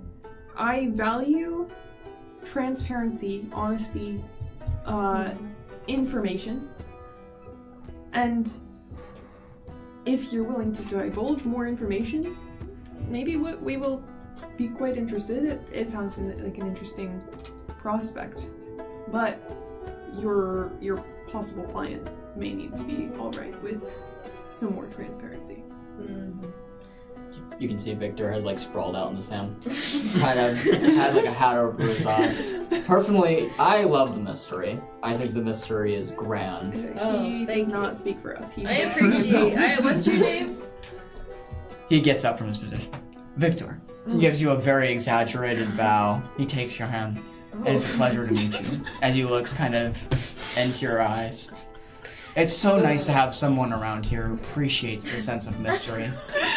As he kind of heads back down, lays down, and the desert heat once more, and just kind of like sits. I just sort of stare for a second. I nod. I'm like, yep. Yep.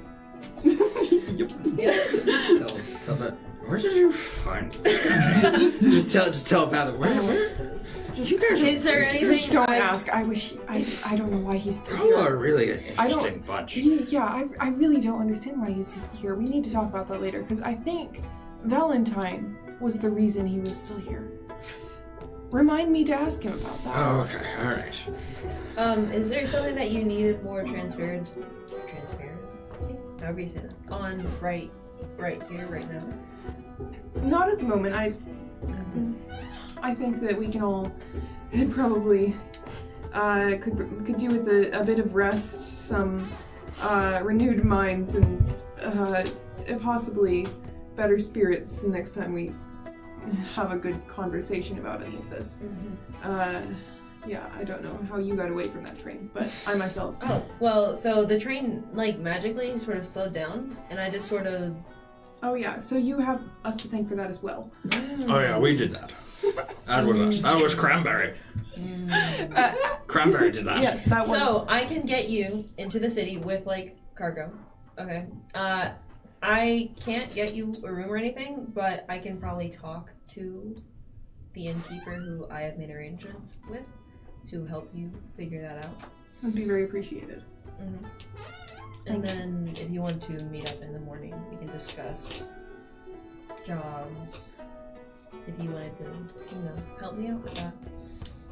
John, would it be reasonable for Rodney to have enough spending money for this trip to just pay for a room for everybody as part of the excursion?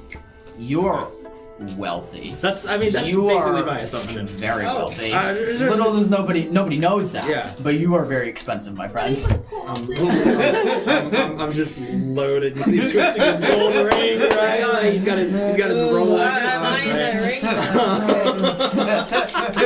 So, Rodney was saying, as soon as we get into the city, I'll arrange accommodations and whatever tavern is available. Thank you, Rodney. I hadn't known that was on the table. But absolutely. Not to bother at all. But I would love to go get some rest and try to get this bullet out of me. And I agree. I also have a bullet. Let's go have a bullet removal party. Yes. And get some of that healing magic. That's good stuff. I agree. Let's onwards and upwards. As you all kind of united once more and start walking towards the outer crown, because the city lays below and the crown, the wall, lays above on the canyon surface, the crest, if you will. So you walk towards the crown and the wall that's around the valley that encompasses the centermost point of this area. You walk towards it, and you see there's several soldiers lined up by the entrance to this wall. Several, and you guys are the only approaching ones at the moment. Bit odd, for sure. There looks to be at least 10 soldiers by this main gate, a huge oval wooden door kind of carved into this very, made of stone wall that surrounds. As you guys kind of all... There's a moment of hesitancy as you see this sight in front of you. Are there guards right at the gate? Or Correct. They're right at the gate. Can I walk up to them? Yeah, of course. I'm gonna move my hair to the side so the emblem of the Iron Soul shows. And I'm gonna walk up and go, excuse me, I know the hours are getting late, but I was wondering if you would let me and my party into your kingdom. Well, of course we can, my fine madam. We just need your papers. Papers? Your immigration papers. Hold up. Sorry, they didn't know. I'll pull out papers and I'll hand them to them. It's our first time here in Vathar, so. Oh, okay. I will take them, madam. She takes the papers. You all take one trust, excluding you. As you take the papers, and he starts flipping through it. As you didn't know there was immigration papers. She starts flipping. It appears everything is in order, Miss Ira and your party, and he hands you the papers back.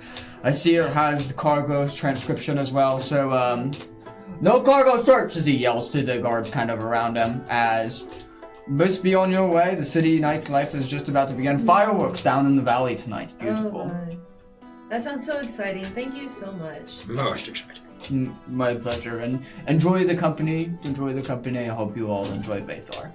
Open the gate! As you hear tick, tick, tick, tick, as the huge kind of gate begins to open once more. Quickly dawns on you if it hasn't already. You need papers to enter the city. This is a guarded city that you need passage to enter in. Meaning, I'm not sure why, but that's the way it's run.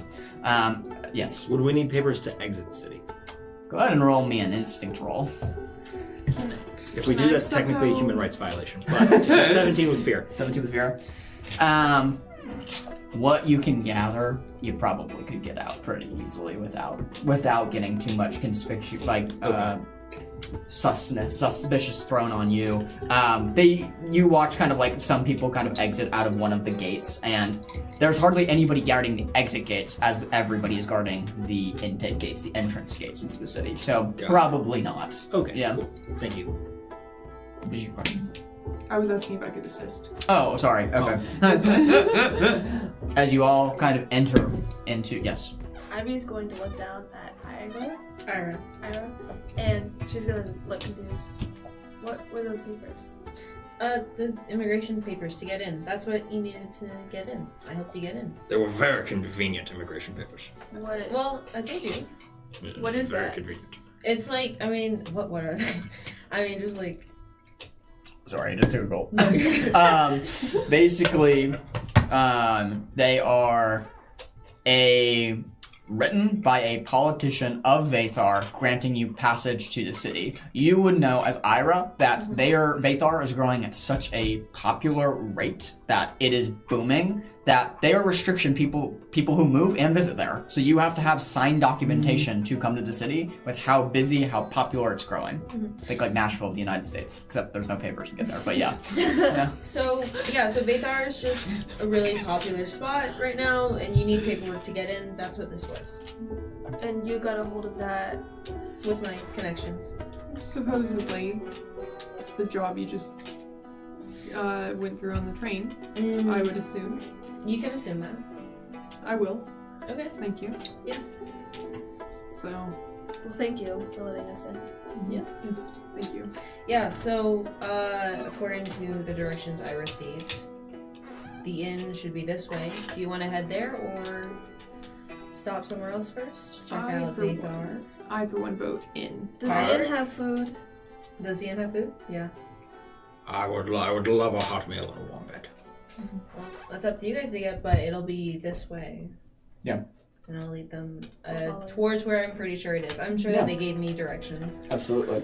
Could I roll just like either a knowledge check or like an instinct check just as we're walking through the city? Beckett's like curious about like history, culture, just like absolutely.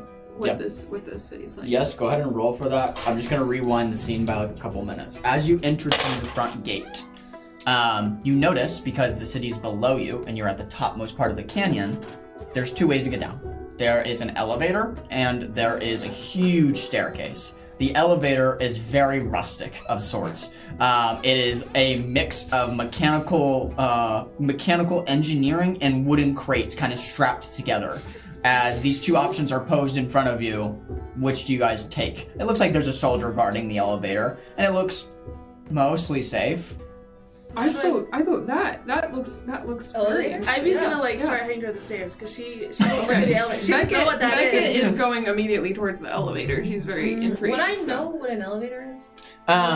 Think of this as like a lift. Like, think of what are the food? Like the luggage kind of lifts. Yeah, but like a freight elevator? But like Yeah, think of where I come from, would they have that or? In some places, you're well traveled, so you would have seen it. Yeah, you're right. Think of like a lot of modern day kitchens has like a food elevator. I think this is a lot what this is they've tried to assemble something like that. So it's a very there's no sides of this elevator. It's just a platform that lowers and raises. Yeah. So it's All very towards rickety built, but it seems to suffice. Yeah, if you're going towards the stairs, Becca's gonna try to grab your arm and no, this looks fun. I'm sure it's safe. Oh, yeah, no, it's fine. She's gonna look at it and be like, no, personal experience. This is this is faster. It works. It's safe. Let's go. What is that? It's a lift. Yeah. A lift. Yeah, so it'll take you up and take you down instead of having to walk down those stairs.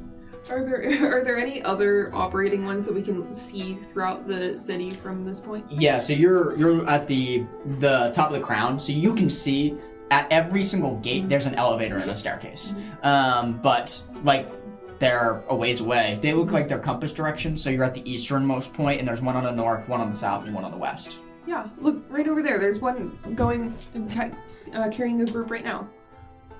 Is it going It's down? moving pretty slowly. It's not a jolty. It's just slow. just a nice gradual movement.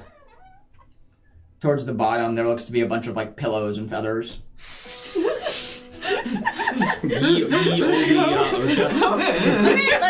How far of a drop Come on, is guys. it? Listen, I get that you guys are tired, but I'm also tired, so let's just... She's gonna look, how big are the stairs?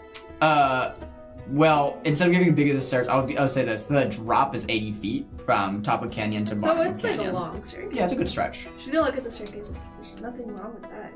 Okay, well, just you're gonna free to take take a that while. on your own. We're going on the elevator. Good luck finding the end without us. Cram, are you good with the elevator? I like the elevator. See, even Cram wants to go. It'll be She's fun. gonna hesitantly walk to the she's gonna elevator help pull machine. you forward. I feel very amused watching this She's person. she's 5'10", full of armor, and she's not wanting. She's scared of this thing, this contraption. As you all board the elevator, the soldier kind of looks at you all. First time? Yeah. Have fun! Yanks the lever, and suddenly you begin, for a brief second, feeling like you're free falling. Just a brief second. As your all heart jolts, as it feels like the platform drops underneath you. After that short little drop, and you all catch a half a second of air time, it slowly lowers down very, very softly. I love when they do that. Isn't that so fun? She's sweating bullets. Sir, you can speed it up again. I think we're going fast enough. All right. Isn't this just like levitation magic, but physical? You know? No. What do you think about it? I'm starting to like this girl. Oh, thanks. As you reach the bottom. Oh, I'm sorry. Go ahead. No, sorry. I was out of character, just chuckling. I was. Oh, okay. It was a funny thing. Oh, okay. I thought you were gonna say something. No. Sorry. Yes. My bad. No, you're totally good. As you reach the bottom and make your way into the inner city of Vathar, this is a very beautiful city. It's a city full of art, as throughout the streets of Vathar, there are oil paintings hung from the wall. Some of beautiful fashion. There's also an occasional clay sculpture that has been kind of made here in the heat and dried over time. This city clearly has a distinctional artistic feel. What was your role? It was, well, what was it with? Because it was a knowledge, right? Okay. I said it would probably either be like knowledge or instinct for like perception. Yeah, I'd say knowledge. But that's a 14 with fear. That's not bad. Looking about the city, your question was just trying to get the vibe. Yeah, culture, like history, just that kind of thing. Sure. Becca's just intrigued by the peoples and she's just never been this far south or to a big city around here, so. Good question. Just curious. As far as the inhabitants around is one of the first things that you notice as you're walking. You know, you took the elevator and you're walking. This looks like to be a very mixed ancestry city. People of all types are here, from goblins to furbolgs to Galapa to, it seems to be very, very mixed. The people who are here seem to be creative in nature and probably wealthy, is what you would assume, being how cleaned up the city is and how well maintained it is. The city is very, very clean. All of the shrubbery is cut as the way it should be. No trash lays on the stone kind of pathways that make its way through the city. It's very, very beautiful. Kind of looking towards the docks, you notice a lot of bustling ships moving in and out of the harbor. That gives you an insight as to maybe a big source of their income is through ship trade. Using their harbor as an advantage, as this is right on the coast of Tarsus. So the only thing north of here really would be Solara. So this is a more southern point for ship cargo to make it to the southern parts of Tarsus as well. So as it's a big export-import town, it's very, very artistic, very creative. Yeah, that's what you get. Yeah, thank you. Anything else you guys want to look around before you continue? Just looking for the inn. Sure.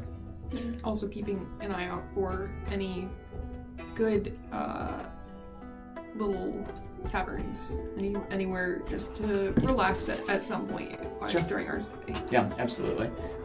Within a few, probably 100 to 200 feet of stepping in the upper tier deck of the city, you make your way through some staircases before eventually making to a tavern that you leave them to. It's a tavern and inn adjunct together, named the Jolly Goat. As in the logo of this establishment is a goat with a black beard, and he's smoking a cigar. As it kind of hangs from the wooden plank that's kind of it kind of swings back and forth. Entering this establishment, this is a very, very beautiful place. It's very relaxed vibe, nothing like the Town of Dirt tavern that you would be used to.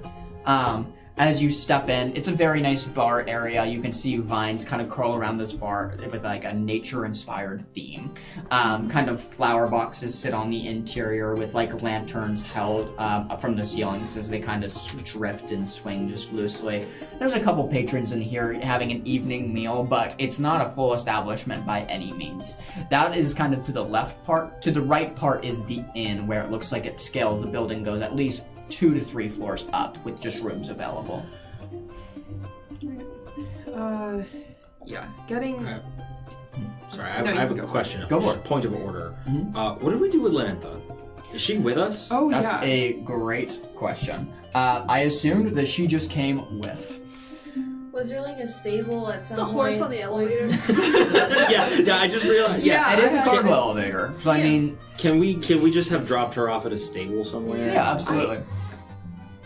I'm curious because she is a very endangered horse who is very, very, very valuable, believed to be extinct. Should we just Very send her on our magical. way? Would Before we go you? into Yeah. the Would city? you have left Would her we have- outside the city? Yeah. That's I don't what I see if Or we was would there have a way for any you more- to disguise her? I don't really... I mean, we don't really own her. Like, Yeah. we kind of That's did. what I figured. She agreed to help us for a little She bit. Like, we agreed kind of to, played yeah. that I'm hand. shocked she stayed. But, like... Yeah, I wasn't expecting her to show up after she dropped us off. I wasn't either. I wasn't expecting her to stick around. It'd be nice if Cran... Do I need to tell her to Cran was leave? here. I think at the gate we could I think send maybe, her out. yeah, we'll retcon that. No, I'm Retcon sorry. that didn't Okay. come with us No into the worries. city. Yeah, So- Thank you for bringing that up. Can you I imagine? just realized when we were on the elevator, I had the mental picture I was of gonna say, I this just giant assumed- horse. Yeah, I just assumed that she was there with you guys, because, I mean, it's not unheard of for a horse to be transported into a city. Yeah, but Sure. she's But- a very different But she's horse. big, yeah. We're trying to keep a low profile. Yeah, that's true, that's true. Okay, so with that point of order, Rodney is going to basically walk right in and say, all right, everybody. So hang on just a second. I'm going to secure accommodations for us. And he's gonna basically go just purchase room and board and food for 6. I'll head with him and I'll like confirm my whatever. Your arrangement. Yeah, my arrangement. Yeah. Rodney and I'm assuming everybody wants their own room. Nobody wants to like bunk up or have an adjoining Usually room. Cram would want to stay with Beckett. So I'll get you guys adjoining rooms. So you have like a door, like you can like have it. I think open, that'd like, be fine. Okay, cool. So yeah, they have that. It's convenient. sure. Right. But you got it. I'll also like be giving Rodney my recommendation when I talk with Sure. him or something. Maybe I don't know. You approach the innkeeper. Good morning, good afternoon, good night here at the Jolly Goat. How may I help you? Yeah, I'm checking in. I made a reservation a while ago. Oh, your papers, please. Yeah. He hands. Yes, you are all set, miss. Okay, Yes, thank you so your much. key. I just wanted to. This is my good friend Rodney here. He's buying rooms for his friends. I just didn't know if you could hook him up. I didn't know if you had availability, so I brought them here. Hopefully, you can help them out. Go ahead and roll me a presence check. Presence check. Also, to clarify, Rodney is willing to pay for your room if it's not already. Okay, sure. Yeah, it's already been paid for. Thank you. Okay. It's what 11, 7, 18, 17, and then what with fear? What is it? This one is my fear. So yeah, with fear. Yeah, so 17 with fear. Miss Ira, I didn't realize you are going to be asking for a discount, so I will try to be quiet with my words. But do you wish to use your coupon that your corporation has provided? Yeah. Yes, please. Would you do that? Very well. It is 50% off, my little friend. Oh my goodness. Well, thank you very much. And I'll here you are. Very well. 6 rooms, 5 rooms. If you've already, so it's 5 of us. Okay. So it'd be 5 if 5 you've rooms. already. So yeah, 5 additional rooms. He dishes out the 5-room keys. It's slow night tonight, actually, so good time. coming in. Fantastic. And he kind of slides the keys to you. Thank you so much for your consideration. Of course. Thank you very much. Present or instinct check from you. As the keys are slid in your direction, you collect them and you kind of realize they're all on different floors, but should be easy to find. Nevertheless, 13 with hope, unless I don't think my experience wouldn't apply here. So yeah, 13. there's a caution used by the innkeep when talking to Ira. Oh, you didn't have the 3.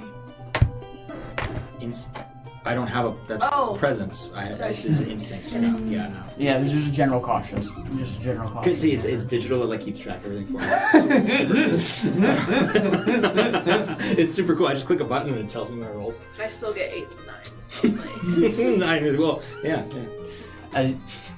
As you all grab the keys and head to the rooms, you quickly find all the spaced out rooms. I don't know if we would have gone directly to the rooms or gotten something. Yeah, Rodney's going to the bar. Yeah. Okay, I just imagine you dropped your cargo in the rooms. Yes. Um, Yes. That's yeah. Sorry. Thank you. Yeah. No. You have the cargo on you. I like that idea a lot better. No, sorry, John. Are there safes and stuff in the room? What's that? Or are there There's safes? usually not a safe, but a chest to keep things in. I'm just gonna keep all my stuff on me. Sure. will I do need to know what are we doing? Are we leaving stuff in the room or bringing them with you? Ivy's disappearing to a room. Okay. Yeah, in the room, change into my leisure wear, and yeah. What is Rodney's leisure wear look like? I'm just so curious. It's Shrek pajamas. That's awesome. Yes, Shrek. Yeah, inexplicably. Nice. You guys have no idea. It doesn't make any sense. Yeah, Orc pajamas. Yeah. That's what we're Okay, yeah, sure. Orc. Yeah. That's perfect. Orc pajamas.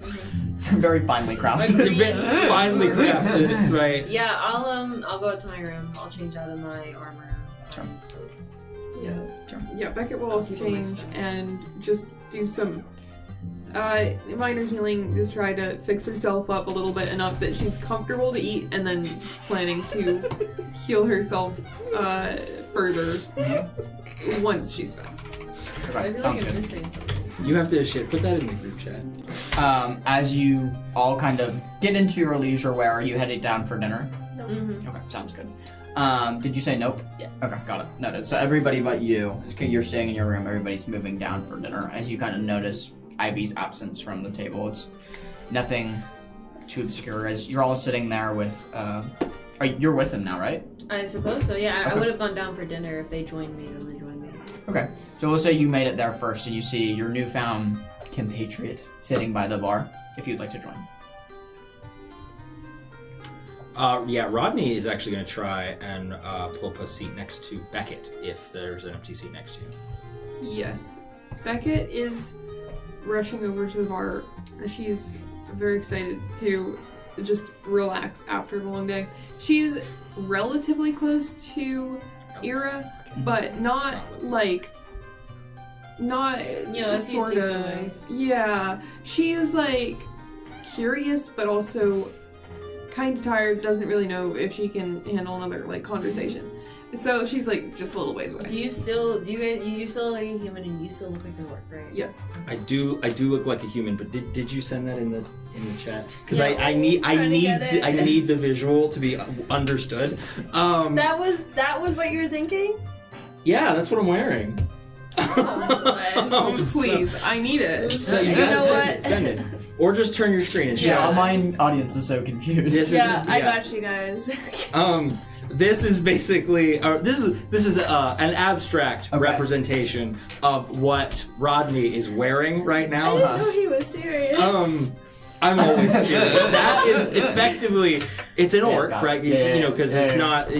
not, trademark, right? Yeah. Obviously, copyright, but Yes. so thought it was just a you know, we bunch can't, of- we don't, I thought it was a we bunch don't have of the heads. licensing, right? But anyway, We're getting so sued. You can get off Etsy. that's basically what you see Rodney walk up to you onesie. wearing an orc onesie. That is, you can tell. You don't have to roll. You can just. It's obvious. Like it has like a golden like hem, right? Like it's like clearly the finest garment. Okay. But he pulls up and he basically comes. He sits next to you and says, Beckett, very, very, very good today. Today was a good day. And So I'm not. I kind of regret having the critique. I'm like, my eyes are on my face. did you go in between like the two of us, or like on my other side? absolutely, the most tone deaf. Like you guys are sizing each other up, and you got like this like unspoken tension. And Rodney just struts in, right? Like sits down, absolutely like just maximum. Yeah. Beckett, very fantastic work today. All of us. It was wonderful. And he'll start eating some food, right? He'll order food and sort of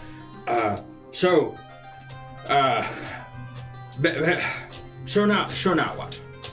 So Beckett went very quickly back down to the bar, ordered herself like a large ale. She was in the middle of taking a sip when you came up to the counter. And she's just leaning back, eyes closed. She's so relaxed at the moment. She opens her eyes hearing your voice. And she's like, and then she just spews everywhere. It totally gets all over you. Yes. Nice one. What the heck are you wearing? What is that? My pajamas. They're very comfortable. Now they're a little stinky with air, but it'll be okay. It'll wash out. She's gonna like reach for the sleeve. What's this material? I'm not sure. I haven't. It's very good though. It's very good. I believe It's you. my favorite. Let me know when you got that. That's You'd have to ask Zrook. Maybe We have Next meeting. stuff. We have Yeah. stuff. We get what we want. yeah. But I love that. yeah, it's great. It's a great Yeah. way to live. You should try it. But Fabulous. being rich, fabulous. So anyway, basically, So this has all been very fun. This has been great. You guys are my new friends, and I'm very happy that this has all gone the way it has. But I will need to be leaving in the morning. I need to take the cargo, go back to Zurich, and return to the town of Dirt. And so my plan is in the morning to hire a wagon and make my way discreetly and unsurreptitiously back to the town of Dirt. If you guys are headed that way, then you'd be more than welcome to join me. But naturally, if you would like to, pursue your next adventure, then I would completely understand. Find something interesting and exciting with your new friend, or go rescue the princess, and I would absolutely understand. Yes, as much as we will be grieved at your absence, I have assumed that we will stay in this town or city a while longer. I hadn't realized you would be leaving us so soon. I suppose I should have. You were really just here to... I do need to get back to Zurich. Yes. I miss him very much. I miss him dearly. But and I need to make sure that while your mission may now be sort of complete, mine is not yet complete. I need to return with the cargo. So, of course. So yes, that would be my plan. Is to set out at first light. Yes. We will be sure to be up for your departure in the morning. But yes, thank you for letting us know your plans. Of course. And thank you for your honesty for as much as you have been able to share on Zaruk's part, and also just dependability on this quest. It went quite smoothly, and I appreciate that. I mean, aside from when we got shot and I almost died, and you saved my life, and I'm very grateful to you for that. Speaking of you getting shot, do you still need that bullet removed? Yes, I do. If you wouldn't mind, once we get, I plan to get some alcohol in me, and then I was hoping if you have a spell left in you, and then I'd like to go to bed. So that is basically my plan for this evening. If you're up for it. Yes, I would be willing to help you after all the aid you've offered us. Thank you very much. Thank you very much. Yes, and thank you. If I haven't already mentioned it, for purchasing the rooms. We are, as a matter of fact, rather broke at the moment. Yes. Mm-hmm. Yes, I can tell by the state of your pajamas that you are what they call the paws. And Rodney is going to turn his attention to an old fashioned. Sure, absolutely. That is old-fashioned and a burger. Yeah. That has now been brought to him. Yeah, it's a special lamb burger, goat burger, as it is the Jolly Goat here, as it is a nice curated meat that has been kind of basked in like vegetables and like a broth of sorts. It's very good and very, very juicy. As you bite into it, like, you clear a stress with how good the food is from you, as it just kind of washes over you how good the food and drink is here. Also clear a stress. Yeah. Do you want to order something? I ordered the ale. Okay, but, sure. Yeah, I just Okay. Beckett would probably. Becca, you've got to try this burger. Anybody who's eating. delicious. Yeah, Beckett will also Yeah. order the burger scene. I was about to say that goat isn't so jolly anymore.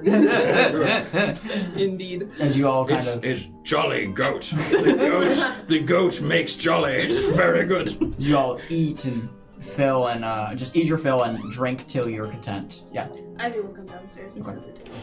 Sounds Do good. they have cranberries? Cram would have already asked, which unfortunately they do I was not. asking on his part, yes. However, the barkeeps have been very, very nice to him, as he saw that you two were conversating, so he went and tried to summon all the bravery he had, took 3 stress upon himself, and walked over. Do you have cranberries? And one of the very nice waiters delivered him a little petri dish full of fruit. That's not cranberries, but it's a kind of little fruit salad, if you will, in a little petri dish that he is munching on. And he looks, I did something brave. Good job, Cram. He like goes to his tally and like starts like trying to scratch one off. Oh, thank the Lord. Beckett is very stressed about his I don't understand. I don't understand either. It's okay. It's his punishment board. Don't worry, I still have the nasty food. Yeah. Ivy will sit down and she'll have like a glass of water. Do they have lemons? Yeah. She'll have a lemon on the side to make absolutely. it fancy, but that's Yeah. all she'll drink. She'll look over to you specifically and be like, I can't thank you enough for all the help that you've done on this journey. You are most welcome. When I get back to the kingdom, I'll put a good word in for you and Zook. Thank you very much. Thank you. We do enjoy business with the kingdom. We do a lot as it is, and yes, that is most appreciated. I doubted you a little bit, but now you have my loyalty. So if you ever need anything, send a dove. Thank you, my friend. Thank you very much. I'll quickly ask if I think I'm nearby. Mhm. Are you from Ironside? Yes. That's interesting. Yeah, cool. I just was wondering. That's were you born there? Lived there? Yes. You can say that. Cool. Okay. Are you from the Northlands? I lived there once. Yeah. Sound like a nomad. Yeah. Sure. Yeah, I lived in a small town in the Northlands. What town? You wouldn't know of it. It was really isolated. Why don't you try us? We've been around. Not up there. It was called Border Guard. Name rings a bell. Not been there, Yeah, but but it's I definitely would have heard of it. heard it. Yeah, it's remote as remote could be. It's on. Do you know how the Northlands is two continents or two subcontinents? It's on the northern continent on the far east side, near Blasted Crags. Would I have heard of it with all my travel? Yeah, you would have heard of it. But it's not there anymore. So History check. Yeah, go for it. Knowledge. Knowledge. Sure. You can assist. Okay. Yeah. Yeah, assist. This is the 2. Look at that! To credit? No, I came I'm close. so proud of you. In 21. Wow. Yay! Got a 20. Wow. You did it. I'm actually going to defer this to you, if you're okay with this. She rolled Yeah. very high on her history. yeah. So, what? Yeah. First high roll. So good job. So Border Guard was a village, a small village established out sort of in the middle of nowhere, as a sort of defense against natural predators or invaders for Ironsoul and other big cities. And then around how long ago was it? How old are you? Like 25. So 15? Yeah, I would say 15. So about 15 years ago, it was ravaged, completely destroyed by ice raptors, and there's no one living there anymore. You mentioned ice raptors. Anything else that Just that there was like a big pack of them living nearby, and they came and wiped out the village. I guess they were like the village was sort of there too. They were supposed to keep the numbers down, but they didn't do it too well, I guess. there was no other outside party, it was just simply ice raptors. Yeah, that I know of. I haven't run into that much, so yeah. From what was reported, it was ice raptors that destroyed the village. Interesting. Sorry to hear that. Yeah, Thanks. I was young, so. She's gonna like put that distant look on and clear her throat. Well, I'm going to go up to my room now, so if you need me, I'm across the hall from you. I'm Cram. Alright, sounds good. Just as soon as I've finished my meal, I intend to go up and work on healing. I think the two of us are quite beat up, and if you require any assistance, I can help. Beat up. Well, yes, we've both been shot, you see. we have bullets in our chests. We're not doing, we don't all have shields. Yeah, bullets. I also have extensive burns. Oh, that's right. I forgot about that. I don't know. I got hit by a tree at 40 miles an hour. So, Oh man, you guys have been through it. like, Wow. I know you got like probably like stabbed a little bit or something, but like some of us are hurting. Sort of fell off a cliff onto a vulture. So like the claws are like, or the talons sort of just like, you know, it. I really need some ibuprofen. I don't really get wounds, so. Oh, that's so nice. Yeah, thank you for sharing that. Yeah, good for you. Yeah. Oh, yeah. That's totally not gonna make me jealous at any point. I would heal you guys, but I don't think that Could I do an insight check into that? Yeah, absolutely. Yeah, you absolutely can. Okay.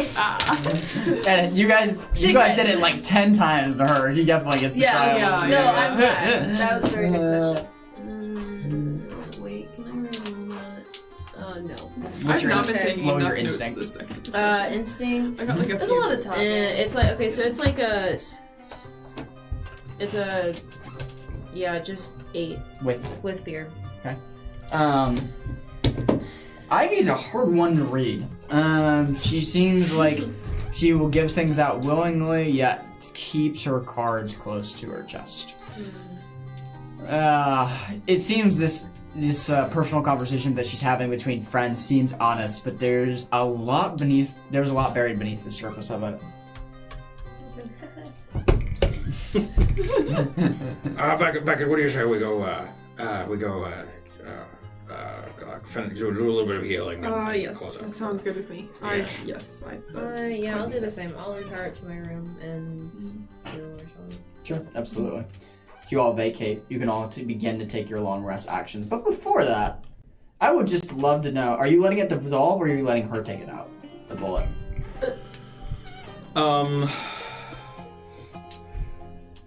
I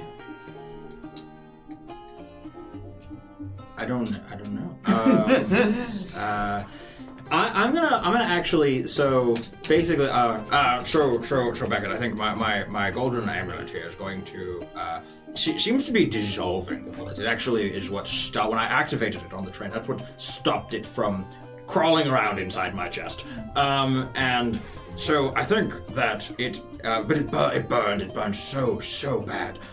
Liquefied inside of me. Did it come out? No, it's still there, and it needs to happen again.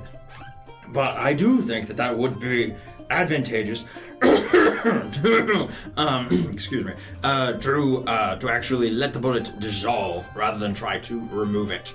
But what I do worry is that might knock me unconscious. So if you could just sort of stand by, I'm going to try and activate my amulet and see. And if I lose consciousness, please do anything you can for me. Are you sure you wouldn't like me to just sort of heal? I see it's still quite red, and would you like me to just heal before it? If you're up for it, let's do that. That sounds great. All right. Because I want you to also be able to. I don't know how much magic you have left in you for the day.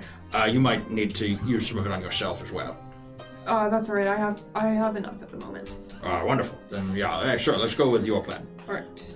I will use Healing Hands. Oh.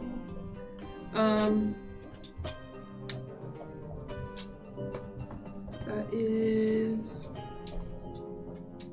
Okay, yeah. That's only an 11, but it is with hope. Oh wait, no, I already have max up.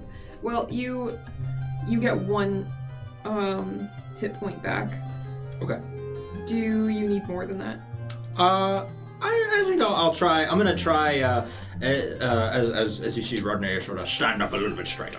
Say, that's absolutely splendid. I'm gonna try and speak these magic words into my amulet again and see what happens. Absolutely. As you speak the words into your amulet, it comes to life once more as you feel the dissolving process begin to start. You feel the burn as you grit your teeth and the bullet slowly dissolves. Do you have teeth?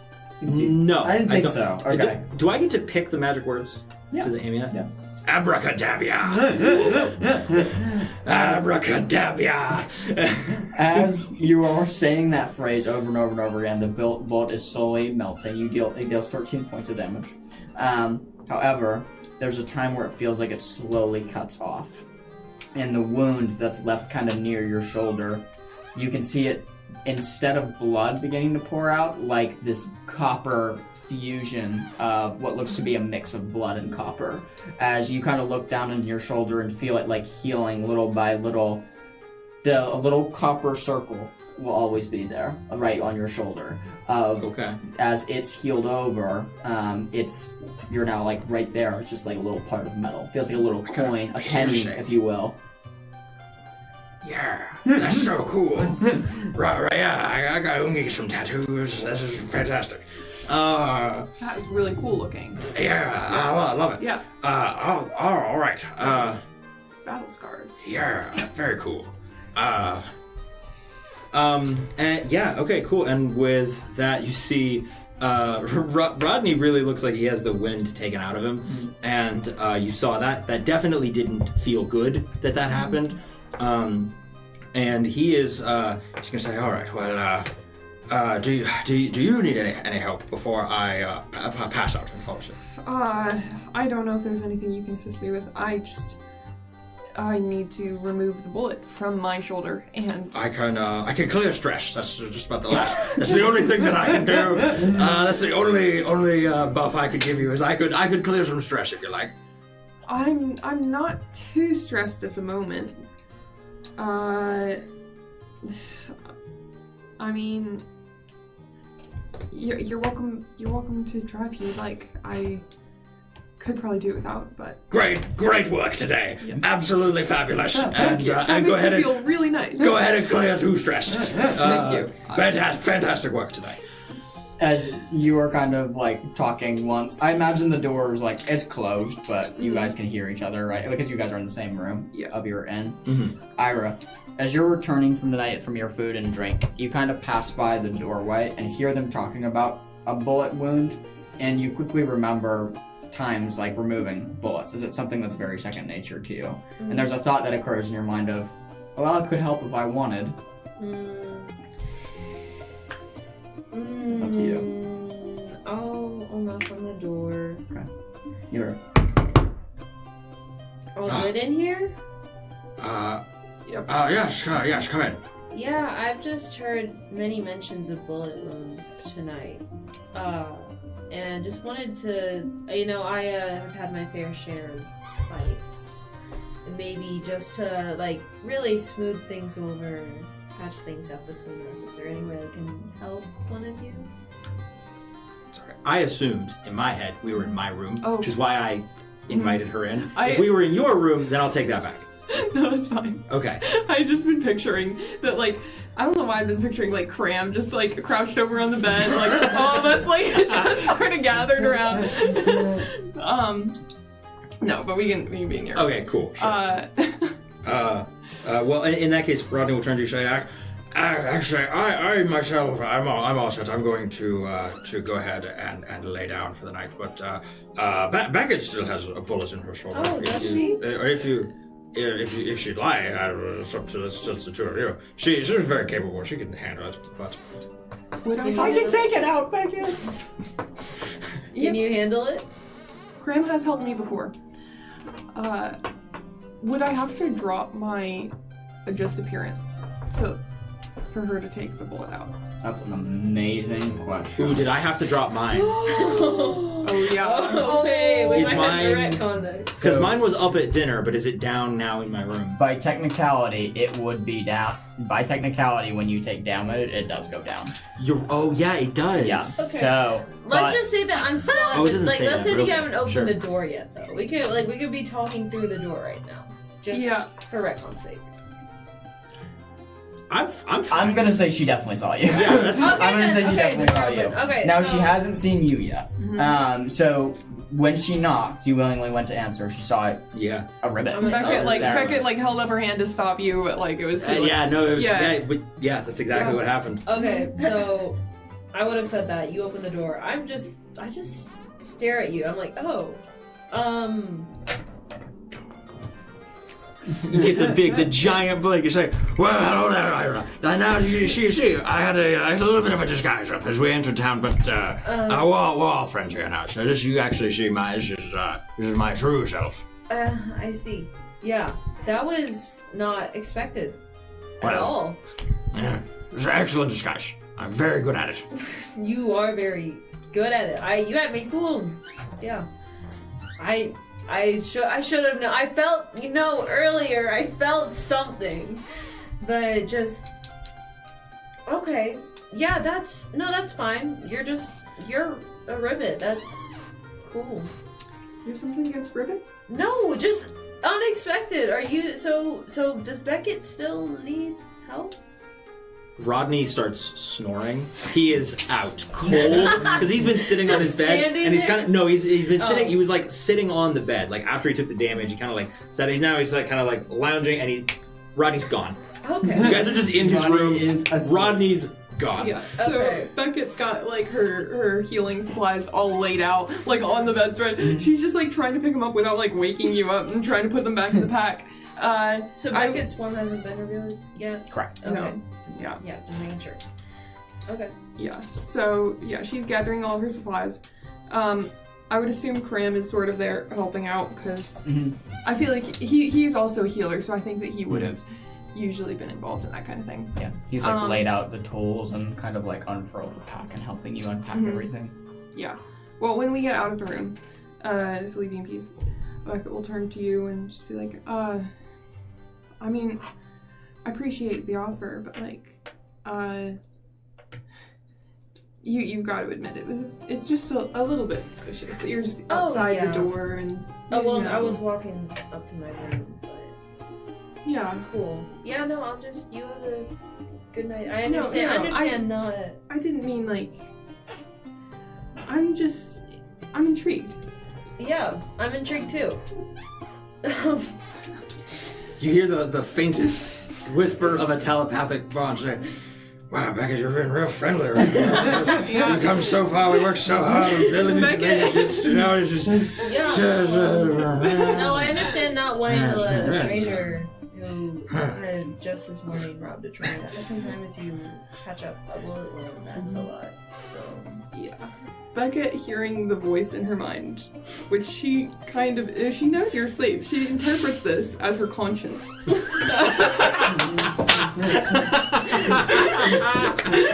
She thinks that the telepathic link has been broken. Okay. She kind of just like, oh man, my thing is sorry. still up too. You're just connected to everyone. Yeah. What can I say? I'm a popular guy. Yeah, she'll turn to you. Sorry. I've been trying to work on this. I'm sorry. You don't deserve you don't deserve for me to be as harsh with you as I have been. It's just hard to trust people. And I feel that that's something you can likely relate to. Yeah.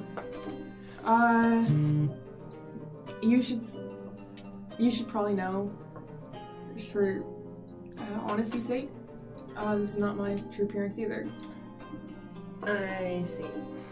Okay. I mean, you did just rob a train. I assume that must have. Yes, it had everything to do with robbing the train and showing up in a large populated city that was expecting said train.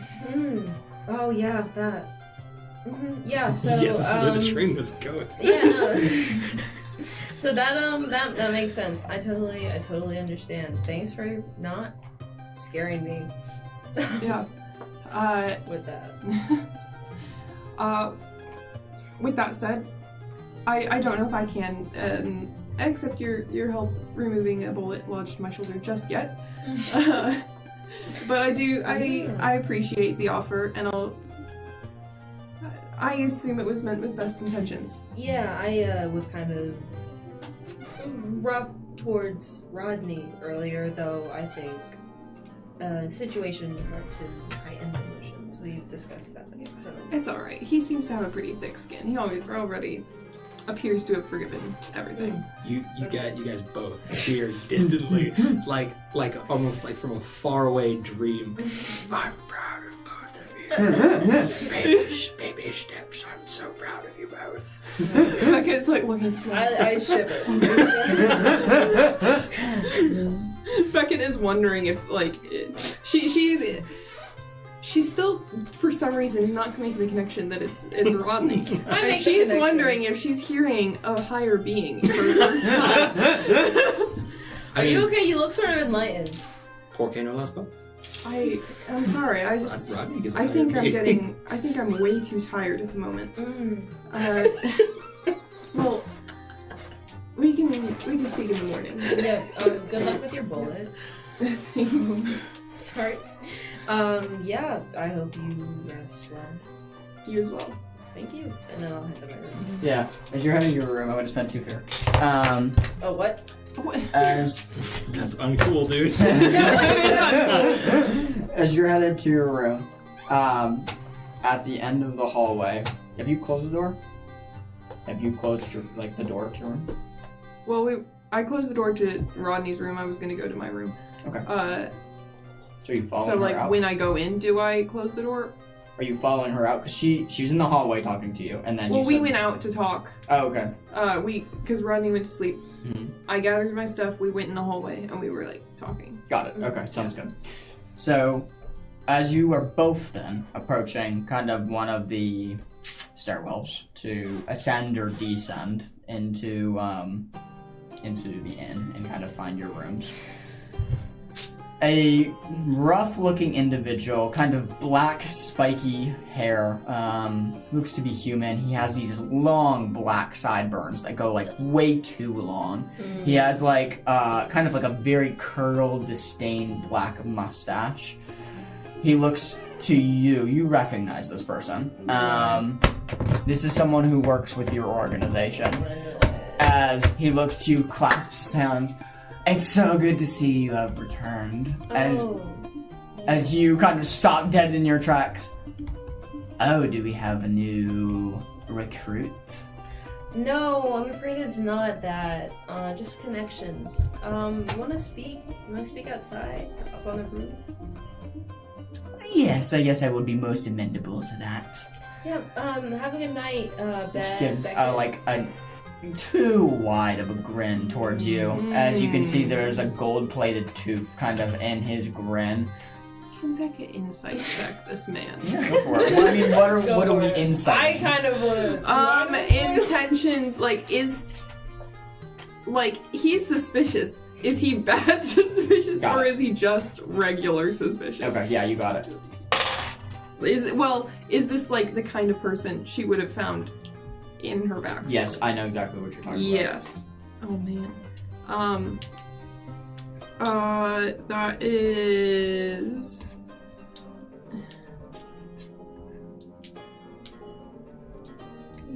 Yeah, I think that's only an 8 with hope. I will say, with your backstory, this is somebody who would definitely be at the den. Other than that, it's kind of hard to tell what his intentions truly are, but the one thing that is clear is Ira and him know each other. Yeah, no, my posture probably gets like more rigid. My face gets a bit colder, more stern. I'll say like, okay, good night, Beckett? Question mark. Good night. See you in the morning, and I will bring him out, take him wherever. You can call me Calico Jack. As he gives don't a need to humble call him bow, that. kind of gives a humble bow towards you. You don't have to worry about that. You do notice he has heterochromia. He has one eye that's like green and one eye that's blue. Pleased to make your acquaintance. You need any? Yeah, no, it's fine. I know him. I wasn't expecting to see him tonight. But no, yeah, everything's fine. Don't worry. Alright. Yeah.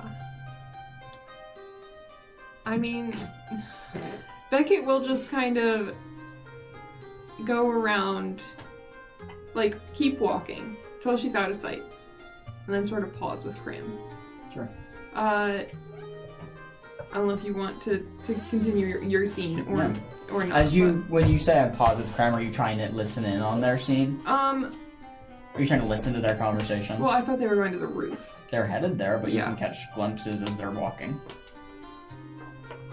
Yeah, Beckett will probably pause just out of sight. See if she can hear anything, but not following at the moment, just kind of intrigued. Sure, absolutely. So you'll catch probably the first quarter of this conversation. Okay. As you and him begin to walk for the roof. So, was it successful? Yes. Am I supposed to hand it off to him? Yes, probably. I'll nod. Yeah, it went off pretty much without a hitch. You know, a stab wound. That was it. I'll pull it out of my pocket, hold it up, and show him. He looks at it, takes it with his kind of huge hand, and observes it. It's just it's more beautiful in person. Yeah. And did you convince these scallywags to go with you, or who are these people? I happened to meet them on the way. They agreed to help me out here in Vathar, just making connections, you know? Yeah. The mistress would like to meet you. She's here. Oh, is she? I didn't know she would be here. That's such a surprise. Where is she? Where do we have to? I will lead you to her. You will meet with her tomorrow. Tomorrow. Yes. Okay. I was supposed to meet with someone tomorrow to mess with, to talk about jobs. Is that before? I think you better cancel your plans. Okay, yeah, she made the plans, but whatever boss says, yeah. Okay. Are you gonna come find me tomorrow? He just kind of slides a piece of paper towards you. Here's where you need to go. I'll pick it up, I'll look at it, put it in my pocket. Remember our agreement. Do not endanger this again. I didn't put anything in danger. Everything's fine. As he kind of gives you a wink before a grotesque animal transformation happens as he turns into this calico cat leaping across from roof to roof and disappearing into the night of Vathar. Yeah. Okay. As you kind of sit on the roof, you can all take your long rest actions. And that's where we're gonna end tonight. That's it. Alright guys. Was I able to remove the bullet? Oh yeah, sorry. Okay. Yeah. I was gonna give that one too, but yes, Okay, you were able thank to you. remove the bullet, yeah. Alright guys, we'll see you in 2 weeks for session 6 or 7? 7. Seven. Thank you guys so much for having me. Yeah! So fun. You Yeah. need to come back. Yeah. We need more Thank you for sometime. having me. I thought Now I have was supposed to- be It was really fun. Perform Yeah. Thank you. I love it. I mean, I